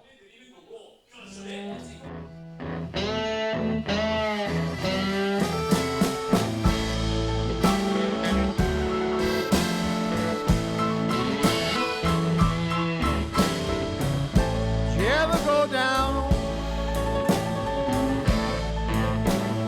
Mobile and Cassie line?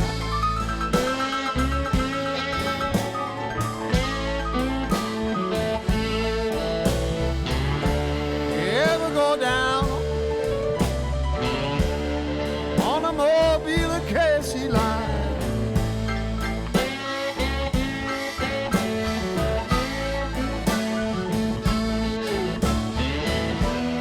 Just wanna ask you, you ever see that gal of mine?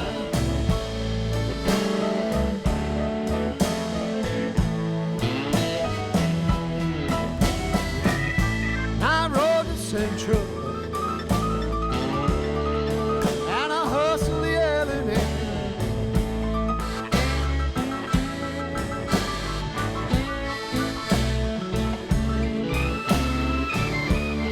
I rode to Central, and I hustled the element.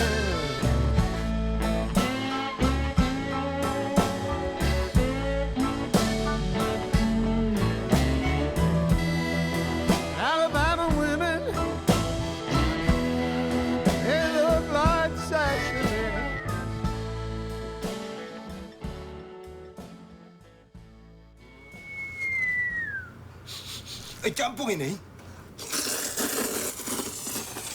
와, 맛있는 거. 근데 어디서 시킨 거예요? 그거 시킨 거 아닌데. 어떻게 볶음 진짬뽕인데. 어떻게 볶음 진짬뽕. 볶음 뜬 짬뽕. 볶음 뜬 짬뽕. 와, 정말로 화끈하네. 볶음 진짬뽕 외에는 절대 현혹되지 마소. 나는 KT 기가 인터넷. 당신과 끊김없이 게임을 즐기죠. 어디서나 우린 함께해요. 어때요? 나랑 콜라보 하실래요? 당신의 KT.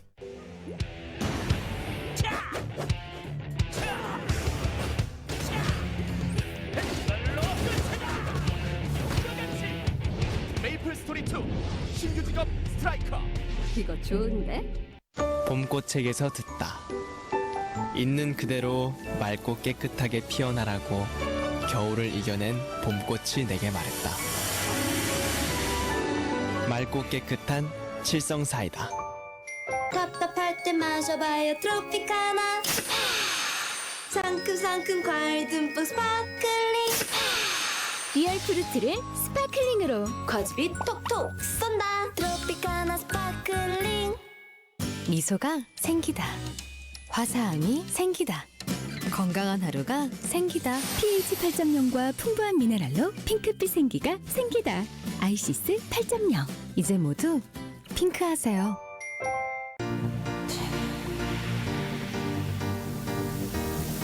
스타일? 상쾌하면 되는 거야.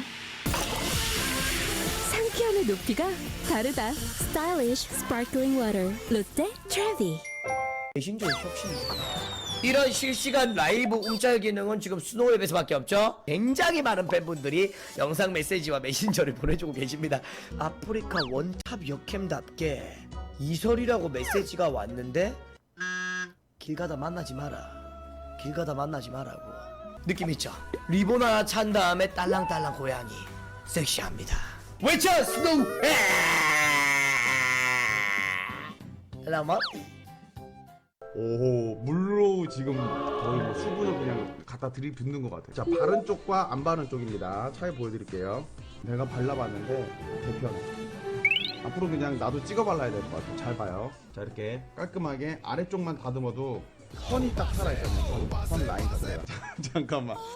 이런 느낌이구나. 허허. 오늘 여러 가지 제품들 올리브영에서 제가 지금 제품을 받아서 사용을 해봤는데 굉장히 좋은 것 같아요. 올리브영 제품이 짱인 것 같습니다. 네, 아프리카 TV와 함께하는 킹덤 스토리 연애의 신. 이거 사극을 찍는 것 같아요. 정말 안 어울립니다. 약간 왜소하고. 맞아. 위초고 삼국 대결. 장비! 나이스! 나이스! 나 심쿵했어. 17,800원. 와, 군주는 무릎을 꿇을 수 있어요. 아, 뭐야 이거 어떻게 본 건데? 저에게는 간호 장비 같은 존재입니다. 진짜 유익한 게임이니까 여러분들 진짜로 많이 해보셨으면 좋겠습니다. 올리브영 플러스 유소나 예뻐져라 뷰티 방송. 홈쇼핑 아닙니다. 첫 뷰티 방송 시작하겠습니다. 달콤한 꽃에 겹겹이 둘러싸인 듯. 아 여러분, 이 모든 제품들은 올리브영에서 살 수 있습니다. 새로운 네일 아트로 사랑을 표현할게요. 감사합니다. 고맙습니다. 세상에.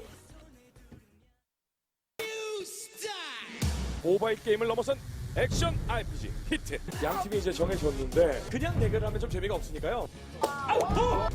탈락. 이선을 향해 쐈어요. 큐피트야 뭐가? 이 정도라면 4분 때 마무리 되나요? 자, 이거 3대1 딜 들어가는데요. 유저 전체에게 깃털 1000개를 선물로 드립니다. 타이밍이 지금인 것 같습니다. 그만한 게임이 지금 모바일 게임에는 없다고 힘찬 행사로.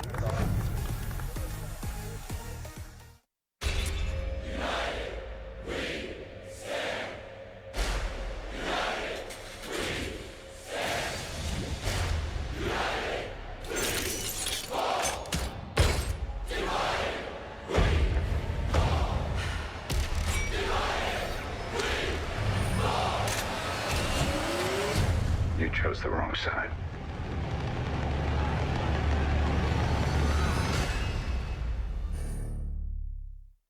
우리 올리브영에서 드디어 루이조를 변화시키기 위해 우리 아프리카와 함께 루이조 변화시키기 대장정이 들어갔어요.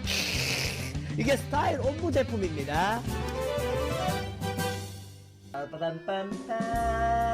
피부 밝아지는 것 같은데? 와, 이름이 올리브영 클라스구나. 러머띠. 와우! 영국 스타일. 존나 멋있네. 나가면 번호 따일 것 같은데? 여기서 마무리할게요. 우리 제품은 올리브영 제품이었습니다.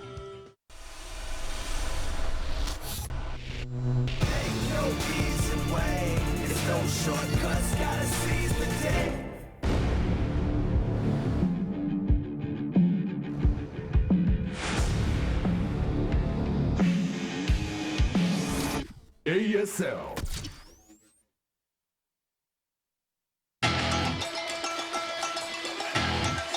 Welcome back to the ASL.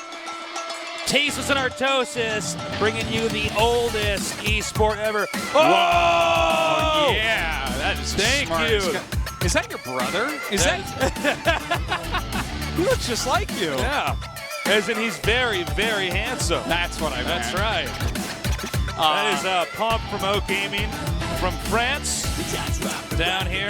Yep. We are going to go get a beer with him after the show. You better believe Catch that. up with him. Yeah. And I'll probably stand in a chair and A talk beer about mind a little or bit more. 10. But no, I'm looking forward to talking to him after the show. Certainly. We're having a short day today. We are. It's very been fast. very, very short. Good games to learn from, which I think can be good for the audience. Definitely on Sunday, it felt more entertaining overall, the games. But yeah, that's fine. We I still agree. have one more. That should be a good one. I'm excited about it. It has best in it. And like I was talking about before, one of the coolest legendary things about StarCraft 1, Protoss at the very top, you didn't really have that many top-end players. Yeah. Like there was a Kespa ranking that was the top 30 that was always kept. And that's kind of how you could tell where everyone was at. And really the only Protosses that mattered were the 6 Dragons. And Best, who's playing now, is one of them. Yeah, there were these 6 players who were so disproportionately better at Protoss than the other Protosses. It's really interesting. And they stayed in this upper echelon for quite a while. Yeah. And this is one of them. We already had one earlier today. Yeah, Free was one of the 6 Dragons as well. Now, something I do want to mention, guys, is in StarCraft, in RTS, in any game, any like true esport, players have a fingerprint. So, like in StarCraft 2, a player has a fingerprint. You can actually, if you really study hard, you can watch a game without knowing who it is and be like, okay, I know who this is. Personality Because always comes out in that's RTS. Right. You express yourself through RTS. The skill cap is so high, there's so much to have done that players naturally play in ways that are like, you can just see it. Now, in StarCraft 2, it's like a fingerprint. Like you look closely, like, okay, yeah, no, I see that spiral there. Okay, this is Artosis' fingerprint. In StarCraft 1, it's more like orca spots. Okay, like you can really tell who's playing. Okay, it's they're all individual. Did you say orca spots? Orca spots. Each orca has different patterns on its body. Okay, a killer whale. Oh my God, it's so funny. Everyone has a completely different style, and it was very, when I was watching every Brood War game, I could easily tell which pro gamer was which without looking at the name. And Best, his orca spots are those of macro. This was the best macro Protoss in the world. He's better at macro than B, so he's better at macro as Stork. This guy would just make so many damn units, it didn't even make sense. This is going to be so fun. Do we know much about Hero? It's a Zerg player. Used to be on NBC, if I recall correctly. Yeah. NBC game. I don't have a ton to say about him, unfortunately. He was still like kind of up and coming back when StarCraft 2 came out. He hadn't had like really great success. That's a lot of these guys that are left around. It's like legends and the guys that weren't. These guys that never stopped playing. We might see some great games from him here. But yeah, I mean, he was definitely good enough that I remember him, but I don't really remember his games, if that makes sense. No, same for me. It's funny because I casted a lot of these guys. Back when I first got out to Korea, I was solo casting brackets of 128 players. Yeah. And I know I casted these guys, but there was so many solo casts. And that was just I'm fairly sure solo casting gives you a rare form of brain damage as well, talking that much on your own. But I don't. Especially when you get like really mismatched matches. Like in Brood War, you differentiate yourself. Wow, look at this. They'll put anything up there, 70.7. Dude, I'm just gonna like draw something for them to put up there and see if they put it up. This is great. I love it. But, you know, I'm trying to get really specific with this. Numbers that only the Aztecs These add up do, to 100 this time, right? Yeah, unlike the one before. I thought this was going to be pretty close, but it seems like the majority of the guys that voted think the Best is going to win. I look at Best and I say his history, he was very dominant. He should be in good shape now. Yeah, he was just a fantastic Protoss. Right. You know, he was on SKT. Throw that out there. But yeah, he was like basically the best macro Protoss. So I'm expecting a victory, but we'll see. Like his best matchup in StarCraft 1 was, in my opinion, definitely Protoss versus Terran. So not necessarily, you know, going to stand out as much against Zerg, but the opposite was true for Free, where Free was a real PvZ expert, right? But still, you can see when you have like a sick-ass title like one of the 6 dragons, your weak matchup is better than most pro gamers' best matchup. We are going to be going into this match momentarily. PvZ, we've already had a couple of these. I'm hoping that we get to a long late game here and show you guys how dynamic that can actually be. Anyways, guys, this is our final match for tonight, a best of 1, a PvZ. Best versus Hero in the ASL. 노재훈, 조일장, ASL 시즌 1 16강.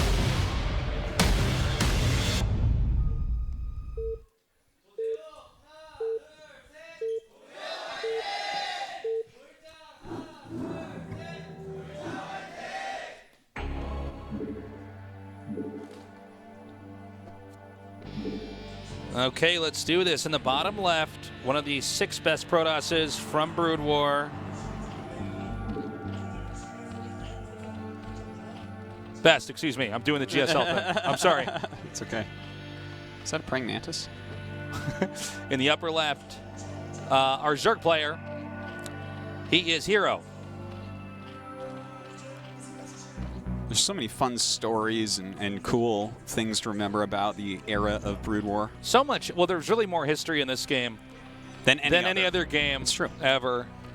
Like, maybe we'll eventually get there with StarCraft 2, but like this, I mean, well, you'll never. I was going to say, I guess you can't catch up. Yeah, you can't catch up in total. That is a great sign. Look at that. That looks just like us with the thong and everything.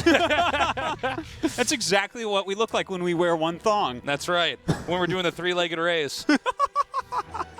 So, to start things off in this matchup, Protoss, but 95% of the time, 99% of the time, they fast expand. There are actually a couple weird builds that you can do that we probably won't see here, but I don't want to count it out because we've had some 2-gate rushes and some other stuff like that. But Protoss have to fast expand. Zerg, just like Zerg and StarCraft 2, they have to be 1 base ahead. There's a lot of ways that both races can play. Both races can pressure each other and try to, for Protoss, you're not really trying to stop them from making probes, but you're trying to like, force them into making more cannons or delay the tech. Yeah. Whereas for Protoss pressure, you're trying to slow down drones without overextending. So we'll see what happens with that. Now, this is a Forge first. You can cannon rush. Cannon rushing is a little bit more technical in Brood War because you can't just make a couple pylons and wall in the cannon. But there are locations you can make it in. I don't think he's going to do it at all. I would really be surprised if he was going for the cannon rush. I don't think that that's going to be the case. And I would be surprised if we see a cannon rush in this entire tournament. But there was a period where it was trendy. Yeah. And there was a period. That was the same period where everybody that I would train with stopped wanting to practice with me because I was messing with cannon rushes. Yeah, no, that was really annoying. We really hated you during that time. Yeah, this was definitely a phase where I'm like, wait a minute, you can do this? And it was kind of like fast expand, actually. Where like, there was, people are like, that's not a real build. Back in the early days of Brood War. Protoss did anything new, it was just hated upon. And then it just turns out it's like that race where if you do the same thing basically every time, you're probably going to be in trouble. So you got to kind of mix up, just like in StarCraft 2. I'd say StarCraft 2 even more so, though, where if Protoss has to have an ace up its sleeve a lot of the time. It looks like the next is going to come down here. Now this is the basic PvZ fast expand. This is what it looks like. Yeah, and he's fully walling in here. A couple cannons just to be safe. Now, don't forget. Okay, he's actually going to go ahead and work on this Protoss We should talk temple. about this location here. Now, I don't know how many temples are stacked there, But in the map maker, you can now it's not the prettiest thing, but you can stack temples. Yeah. So there's probably I think usually the number they put there is like either 12 or 7 or God, something. I don't remember like at this point, but yeah, there would be a lot stacked sometimes. So I don't know if any are stacked though. I mean, it could be none. Who knows? I think it's probably stacked. I Let's would see, imagine. Watch this. Yeah, Hello. okay. Now this is not the prettiest thing in the whole world, but what happened was when Protoss started fast expanding, what map makers did to put more pressure on Protoss, because it was pretty strong when Protoss could fast expand, they allowed Zerg to apply pressure by having, and this is, by the way, where the idea of destructible rocks comes from, but obviously if that was just one temple, Zerglings would get in there and the game would be over. So instead of making this, I don't know why they never did it where you just had like one temple with an insane amount of HP. I don't know why they never did that. Huh, that's a good question. Because like this actually looks so bad, but you know what? Maybe it's so that splash damage clears it quicker. Like that could be something to help Terran players. You or are something. right. You are so smart. Yeah, because if you get siege tanks, you can blow it all up at once. It's Okay, like Terrans never kill those early. That's why I don't know the numbers as much. You Because are like we just kill it late game real fast. You are smart and tall and handsome. That's exactly why they did that. Okay, so you are also tall and handsome. Thank you, and smart. Yeah, you're smart. Yeah, and good at dodgeball. But we have so that's why they do that, and that's actually a pretty technical thing for this map. Eventually, I mean, most Protosses know this is coming, but that forced the metagame to kind of shift a little bit. So, anyways, we're going back into a standard PvZ. Now, the Zealot's going to come out here and try to drive away some of the drones. Remember, 2 Zealot hits, 1 probe hit, kills a drone. Nice. Like I think that one might have been going to make a creep colony there. I think so. And he just kind of glitched out by walking too close to it and killed it right off. Look at that. 2 drones. This is so much damage. Whoa. By the way, whoa. Zerg does not make as many drones. Yeah. 2 drone kills is way more in StarCraft 1 than 2. Zerg operates kind of funny. They don't need a lot of workers at all. No. And they can make a lot. So Very few. Zerg are able to put on a lot of pressure early on, which means that every drone, is so precious. Yeah. And they have so much less larva, oh my too, God. don't forget. So I can't believe he didn't get that. Wow. He's still going to go for it. He's going to target it with the probe. He's like, just go for it. Man, this is just ridiculous. I think Hero's nervous. This is like really like a lot. You can't lose 3 drones to this. Like that is so much, and he almost lost that 4th. Did save that, luckily, but he's still working on the temple. It's so funny.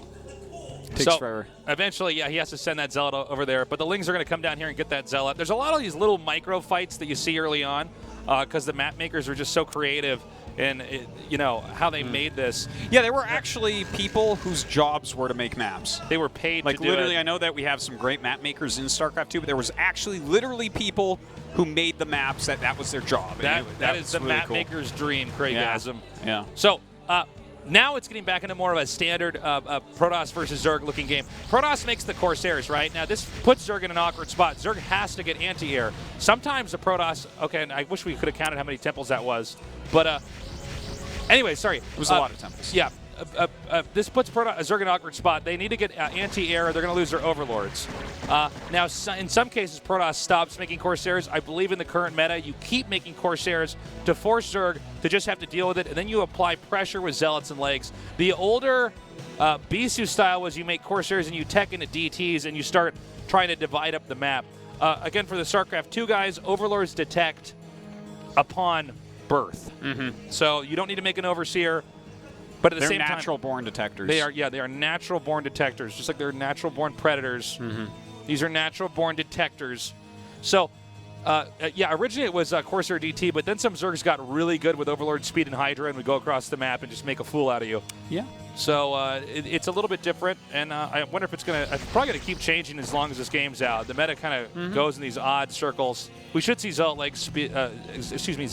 leg speed finishing a little bit here. Yeah. Look at that. He's playing in the older style now. This He's is going really to Robo. cool. Okay, this is more what we used to see back in the day. Oh, a couple lurkers here. That's very annoying to have to deal with. He does have a single photon cannon. But the Zealot's running up. Don't think they're going to be able to do too much damage with a really well-placed sunken there. I guess you have to get the Robo on this map because the lurkers can get up there. So this kind of forces Protoss into like more of a I don't know what year this is, like 2009 or something like that style of play. So This is bad for Protoss. Protoss didn't really effectively apply any pressure. The Zerg had a good wall off there. Yeah. There should be an observer finishing completion in a little bit here. Now, if the Lings can get down here. Well, hold on. He's actually going to counter up here to the upper right. Well, he'll be able to wreck this base unless those Lings are around. Okay, the Lings just turned around. You can see them on the mini-map headed up towards those Zealots. So he should be able to hold on to that base. We'll see how much damage the Zealots can do, though. By the way, we do have a couple of Dark Templars out here. There is no Dark Shrine. They come with the Templar Archives. Oh, that's right. Good. I'm glad you mentioned that. That's a good way to clear out Lurker harassment as well. So he might just send that up there. And by the way, the Zealots have turned back around, realized that was not going to work out. Is he going to go for a DT drop in the main? Yeah, it looks like it. And you don't make spores against Corsairs as often. Sometimes you will, but yeah, people used to, but it's not. It's kind of out of style right now. So he doesn't have Overlords in his main base, and he hasn't upgraded Overlord speed either. So this DT drop, if it goes straight to that main base, look how far away the Overlords are. Now, don't forget, guys, Corsairs do splash damage. So if the Overlords are bunched up, they insta-die. And this is how... Oh, never lucky. You kidding Overlord me? hatches at that exact second. Are you serious? Wow, that would have just... If that Overlord was hatching at a different base, he would have been devastated. You would have lost all his drone. Well, he would have run him, but, he would have lost a lot. Oh, and by the way, guys, if a DT1 hits a worker, the game does not tell you a sound, but it does show a graphical attack. You're under attack on the mini-map. So that's actually a little thing people used to do is practice without sound sometimes. I used to do that just in case I was getting one-shotted by anything.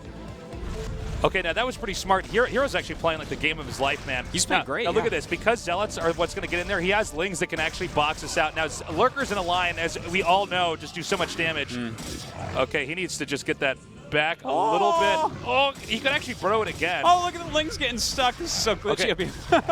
It's pretty hard to do this. Now, the problem is the Zealots can't get in there. He loses it all. So Zerg's playing really well. And again, Best just not on top of everything. Ouch. So many little skirmishes going on all over the place. He drives that back out. I got to say, I think Hero is getting close to setting up for a good win. I think he's going to hatch Mutalisks here. Well, right now, he's got only 3 Corsairs. They've taken a lot of damage. He may have even lost one there. I don't think he did. But not sure. I mean, a big group of Mutas popping out right now could definitely do some work. And don't forget, he has Lurkers already. So Scourge Lurker is amazing. Scourge, I mean, that was the bane of Tasis when I used to watch him play this matchup. It's true. Tasis walks out with his Observer to see. By the way, you don't have other detectors. It's the Cannon or the Observer. Yeah. So he'd come out with his little Observer, and then a Scourge and an Overlord would fly into it. I remember getting mad at you when we were in my apartment because you kept making fun of me. I'm like, I'm really trying to concentrate here. This is really hard to do. It was just so easy. So Protoss has to put pressure on. Now, let's see where the Mutas go. Now, this is what's really popular right now is Muta Hydra. It's been off and on throughout Brood War history, but the thing is, Zergs are so good at controlling Hydras and Mutas that if they can just target down the Templars, it's a problem. The Scourge flying in. Now, the Dragoons don't do full damage to Scourge. We have different types of damage. Oh, here we go. Oh, man. Okay. One Storm. Storm's okay. He's actually doing a pretty good job with those Storms. Those Corsairs getting a lot of hits off on those Mutas. By the way, these do not regen as quickly as in StarCraft 2. That's right. So whenever they take damage, it's a pretty big deal. He may try to counter back here in the main. Now, if a bunch of Dragoons come out, that could be problematic, but I don't think they are. And I don't even know. Yeah, he's mostly rounding out Zealots, especially when he's attacking. That's a quicker unit. In StarCraft 1, when Mutas get in your base, it is really bad. Much worse even than in StarCraft 2 because you don't oftentimes have stuff that can get back there. Especially when you have big units like Dragoons, you can see they don't really filter through these small areas as quickly. No, not at all. Like Dragoons. That's one of the big improvements Goliaths. in StarCraft 2 is the pathing up and down ramps and through small areas. In StarCraft 1, if you're walking through a choker up a ramp, it takes as much micro as a battle sometimes to get up there at max speed. It's crazy. So, luckily he had Dragoons popping out so he could drive that out, but had that not happened and let's say Zealots and Templars came out, this would be dire straits right now. Now, Zerg may set up for a Lurker contain here, and it looks like that's what he's doing. He's going to have Hydras, Mutas, and especially Scourge with Lurkers. And because it's only Observers that can see the Lurkers, this is how you actually do a really good soft contain on the Protoss, because it just takes one Observer to hit, one Scourge to hit an Observer. And I think that's what he's going to set up for. Yeah. We'll see. He doesn't have to. Well, it's a really good move, especially because his anti-air right now, right? He doesn't really have that many Corsairs. He has Dragoons, sure. He has Psystorm. Dragoons, we have 3 different types of damage in the game. We have explosive, concussive, and normal. And then we have 3 different size units, small, medium, and large. And so basically, long story short, Dragoons do half damage to Scourge. Yes. So it's kind of annoying trying to snipe them with Dragoons. It's not like having Marines under them, where if you misstep, they die. Marines can kill them quite quickly. Okay, so he's going to do a pretty powerful 2-base push here. I believe Zerg, especially with this ramp here, should be able to burrow. Occasionally, what Protoss will do is they'll Psystorm and send 1 Zealot in. Looks like we don't have any of that happening just yet here. It's just kind of blanket storms. Targeting down these observers. Really one nice. falls, the other one very right. Okay, he's got all of them. He can back up now. Now, see, that's how you do it. He snipes that, and Protoss just has to wait and twiddle his nerd thumbs. And this is definitely one of the most frustrating things for Protoss to deal with in this matchup. You just have to wait for another observer. And I mean, you see someone like Jaedong playing this game, and he will have observers and Scourge in between your rally points. You're going to have to bring your observer in a funny direction, or bring an Archon with it to stop Scourge from hitting it, something like that. It can be crazy. Yeah, it's really tricky for Protoss here. Now, obviously, if the Zerg tries to head-on engage this Protoss army, the Protoss wins, hands down. But the Zerg is set up in such a tactically superior position. Oh, my God. Good hit there with the Scourge. By the way, Shine's doing a really good job observing this. Observing this is actually a lot harder. You don't have any tabs or anything. Oh, which absolutely. It does make for a very interesting sense of suspense when you're watching. Yeah. That's been quite the talk recently in the StarCraft community. But yeah, Shine was a pro in this game as well. Quite a strong one. So you see how these areas are pretty narrow. It's very difficult for Protoss to engage the Lurkers. Remember, guys, it's only 12 units to a control group. So whenever you move your entire army to attack, it's a serious commitment, because when you're running away, you're going to lose a lot of units. Yeah. And so we'll see, can he get the Observer here? Yeah, the Observer. Look, he's microing the Observer more than any other unit in his army right now, just making sure that it's not being picked off. Okay, he is just slaughtering these Lurkers right now, but he's taking a lot of damage onto the Zealots. He's overextended with the Observer. He's probably going to lose that. He's going for it. Well, that nice was a huge going down storm. here. Yeah, a good Archon Morph as well, sucking up a lot of that damage while the Dragoons clean up these Zerglings. Is a 2-base Protoss going to break a 4-base Zerg? Well, he better, or he's just going to die. I think he might actually do this, which, by the way, is crazy. Well, look how many units he has. You can really see that macro I was talking about come out in here for Best. He's just really got as many units as he can possibly have right now, and he's got to capitalize on this moment. I can't believe he didn't make a Nexus yet at the bottom right. I know, right? I guess the structure of the map, maybe Protoss just wants a 2-base all in. Maybe that's the way you want to do it. Now, he's gone this deep into the Zerg's base, the Zerg's territory, that reinforcements can't really come in here. At least can't come in as easily, because they're going to go through lurker spines like we're seeing right now. Now the Zealots coming up for a flank as well. This is just not enough Lurkers to really make a difference. It seems like Best may have broken his back. A lot of Lings coming in from the side, though. Oh, he snipes the Observer once again. The thing is, where are the Lurkers? I think most of them were picked off. Yeah, I think you might be right. Well, if he can even just get this base at the upper right, he can actually go back and just defend. Okay, no, he's going for the jugular. Okay. He's going to try to come up here, because if he busts this... That's where all the 2 hatcheries bases are. Yeah, exactly. He's going to take out the macro hatches. We do have a Defiler mound up, by the way. Yeah. And that can be very annoying. Obviously, Stalkers, Dragoons can't do anything under Darkstorm. Darkstorm makes it so only melee units do damage, so that would be a big deal. Plague is quite good against Protoss units as well. It doesn't get rid of shields, but it can, for instance, bring all your Dragoons into red health. Yeah, very true. I don't know if we're going to see that. I think this is probably more for really utilizing his Lurker Ling under a Darkstorm, but we will see. Well, we're going to have to get Zerg into turtle mode here. Now, Zerg has 2 key locations he has to defend, and Protoss might vacillate between the 2 positions to try to see which one's more exposed, which one has a weaker defense. Again, remember, with these control groups, he has to be very careful every time he moves. Whenever you run away, you're taking a lot of damage. The units skate around on a path, so every time you move, you got to be really serious about that direction you're taking it, since things don't all move in sync. By the way, we did get a little look at those upgrades from Shine. It's +2 attack for Protoss, +2 range attack, and +1 carapace, and then +1 melee attack as well. So very nice upgrades for Hero. He's really kept on top of that with these 4 bases. Looks like he might try to come back here and just expand. I think Protoss eventually has to actually give up, because he's going to mine out pretty quickly here. And that's the probe down there to make that base. Remember, guys, bases, I think in this case, on this map, you could use the StarCraft 2 rule. You know what I mean?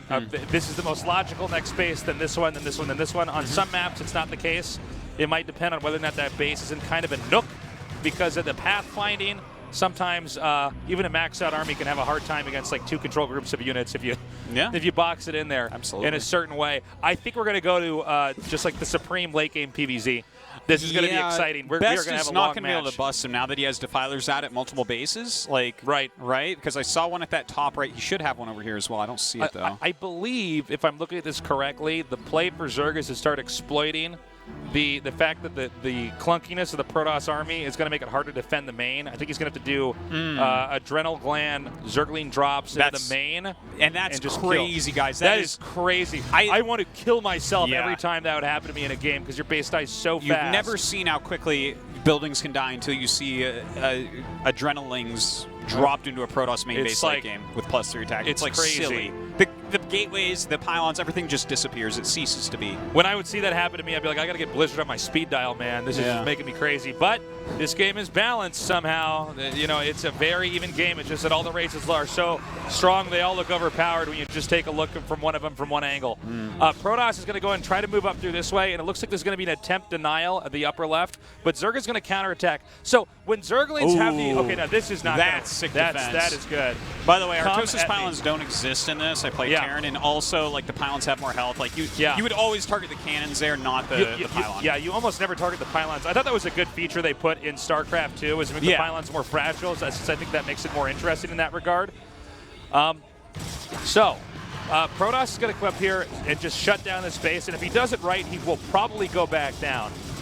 I do not think he should. I don't think he keeps going towards the top left because he has to know Zerg is completely on his way to his base. And if he does, it turns into a base trade scenario. And like, I don't think you want to do that against Defilers. No. So we're going to see an orange cloud cast down here, most likely. Yeah. And that's going to make this. The cannons just won't do damage. Yeah. Range units don't do damage to other units they're underneath Dark Swarm. Yes. Yeah. The units have to be underneath Dark Swarm. So Zerglings get on top. Everything. A couple good Psy Storms do go off, but. That base, there's nothing he can really do against it right now. Now, if you notice, guys, the Lings are attacking much faster. This is the Adrenal Gland. We actually call them Cracklings in Brood War because they look like they're on crack because they're attacking so fast. Yeah, it's really... Look at that. So watch this Nexus. Look at this Nexus' health. It's so That's funny. like a small number of units. Look how fast that's going down. Look at those Zerglings. It's so crazy.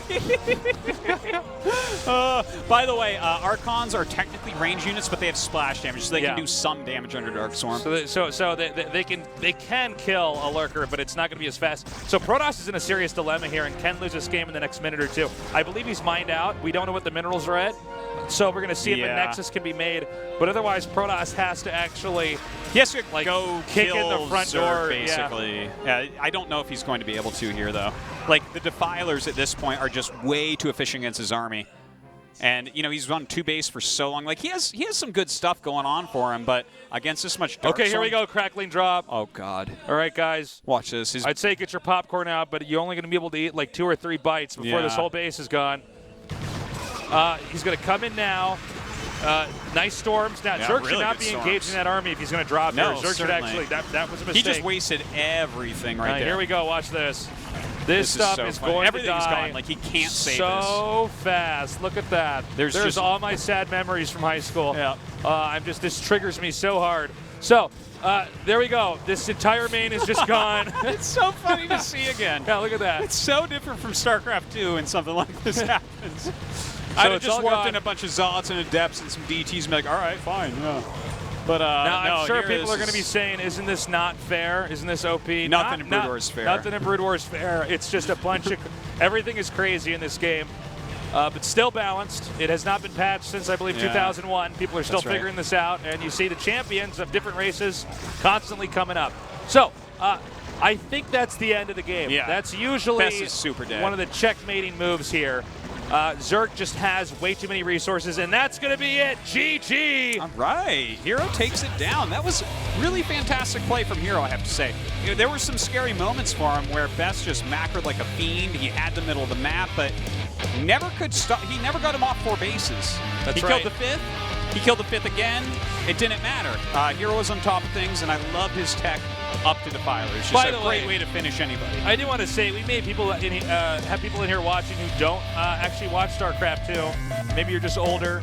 Yeah. You should also check us out tomorrow on the GSL. That's right. Let's make these two shows we're doing complement each other, build each other. We're doing the best StarCraft 2 tournament, just like we're doing currently the best Brood War tournament. Doing the best Brood War tournament tonight. We're doing the best StarCraft 2 tournament tomorrow. Same time, same place, same freaking channel. Oh man, it is a fantastic thing indeed, Tasteless. What a time to be alive! Whew. What a time to be alive indeed, Artosis. So, this was a quick night, my friend. Yeah, what time is it actually? Check my phone. It's 8:55. It's 9. So it's going to be 9 when we close out. It was 10. Did we just like lose the monitor? Is this the beginning of a horror movie? Yeah. Well, who dies first in our horror movie? Well, you would for sure, yeah. Because I drink and smoke. It's like the movie Scream. Oh, that's so funny. Okay, we got it back. There it is. Live television. Okay, so this was a lot of fun. I hope that you guys are enjoying the StarCraft 1. We call it Brood War. That's like what it's called, right? It's like Legacy of the Void versus StarCraft 2. You can call it either. Yeah, I think normally it's referred to as Brood War. In Korea, it's Star 1 and Star 2. Yeah. We call it BW sometimes. B-dubs. Yeah. Well, not that one, but B-dubstep. B-dubstep. B-dubstep. Definitely much older than dubstep is Brood War, but yeah, guys, tweet at Africa, let them know on social media and all that stuff that they are awesome for letting us do this in English, and I think that you guys are turning out in great numbers right now. So thank you much for that. It's awesome, and I'm just so happy to be doing this. Unfortunately, I'm going to miss a bunch of casts. I'm going on vacation at the end of the week. You're going to be with the family. Yeah. Hashtag no originally, passion. the tournament wasn't going to overlap with my vacation. They had to move and my it. tickets were booked when they moved the dates, so I don't know what to say. So Tasteless is going to have to be a hero and figure that stuff out without me. Tasteless will be bringing somebody on board who might not have as much experience in Brood War, so don't crucify them. We'll have a different style of cast, but they'll still be informative, still be fun. Still be a great time. And we're going to be doing this entire tournament. I think it's going to be going on for weeks and weeks and weeks and weeks. Yeah. Like, I mean, I'll be here for the end of the tournament as well, like the final 5-ish days or something. But yeah, this is for Sunday. Which, oh wow, we're gonna have Effort versus Free. That's insane. That's Effort, crazy. I mean, Free is so and good. Zero versus Mind. Oh yeah. Last versus Best is going to be great. Last is in good shape. Yeah, and Best PVT is something else. It's, in my opinion, for sure his best match. Dare I say bestly? Yeah. He just makes a bunch of units and Terran dies, and he's like, what? Yeah. Well, guys, that does it for us here tonight. I'm sorry the games weren't longer, but we had two just rushes that worked. That's the nature of RTS sometimes. Get out there, spread the word. We have GSL tomorrow, same time, same place. Then on Friday, the second day of GSL this week. And, of course, Sunday coming up. We start up again with more Brood War. It's crazy. Then Tuesday, Brood War. So if you're a StarCraft 1 and StarCraft 2 fan, you basically have one day off to either play StarCraft or get vitamin D. The choice is yours. Yeah, and who needs vitamin D? You can get pills for that. You can get pills. Let's be efficient. That's what StarCraft teaches us, is about efficiency. You only have so much APM. You only have so many hours. Only so Take many your minutes vitamins, on this play earth. some StarCraft, watch some StarCraft, spread the word, guys. There's never been a better time to be a fan of StarCraft 1 or 2. That's right. Well, from Artosis and myself, we will see you guys tomorrow for StarCraft 2 at the GSL. We love you. Have a good morning, afternoon, or night, wherever you are.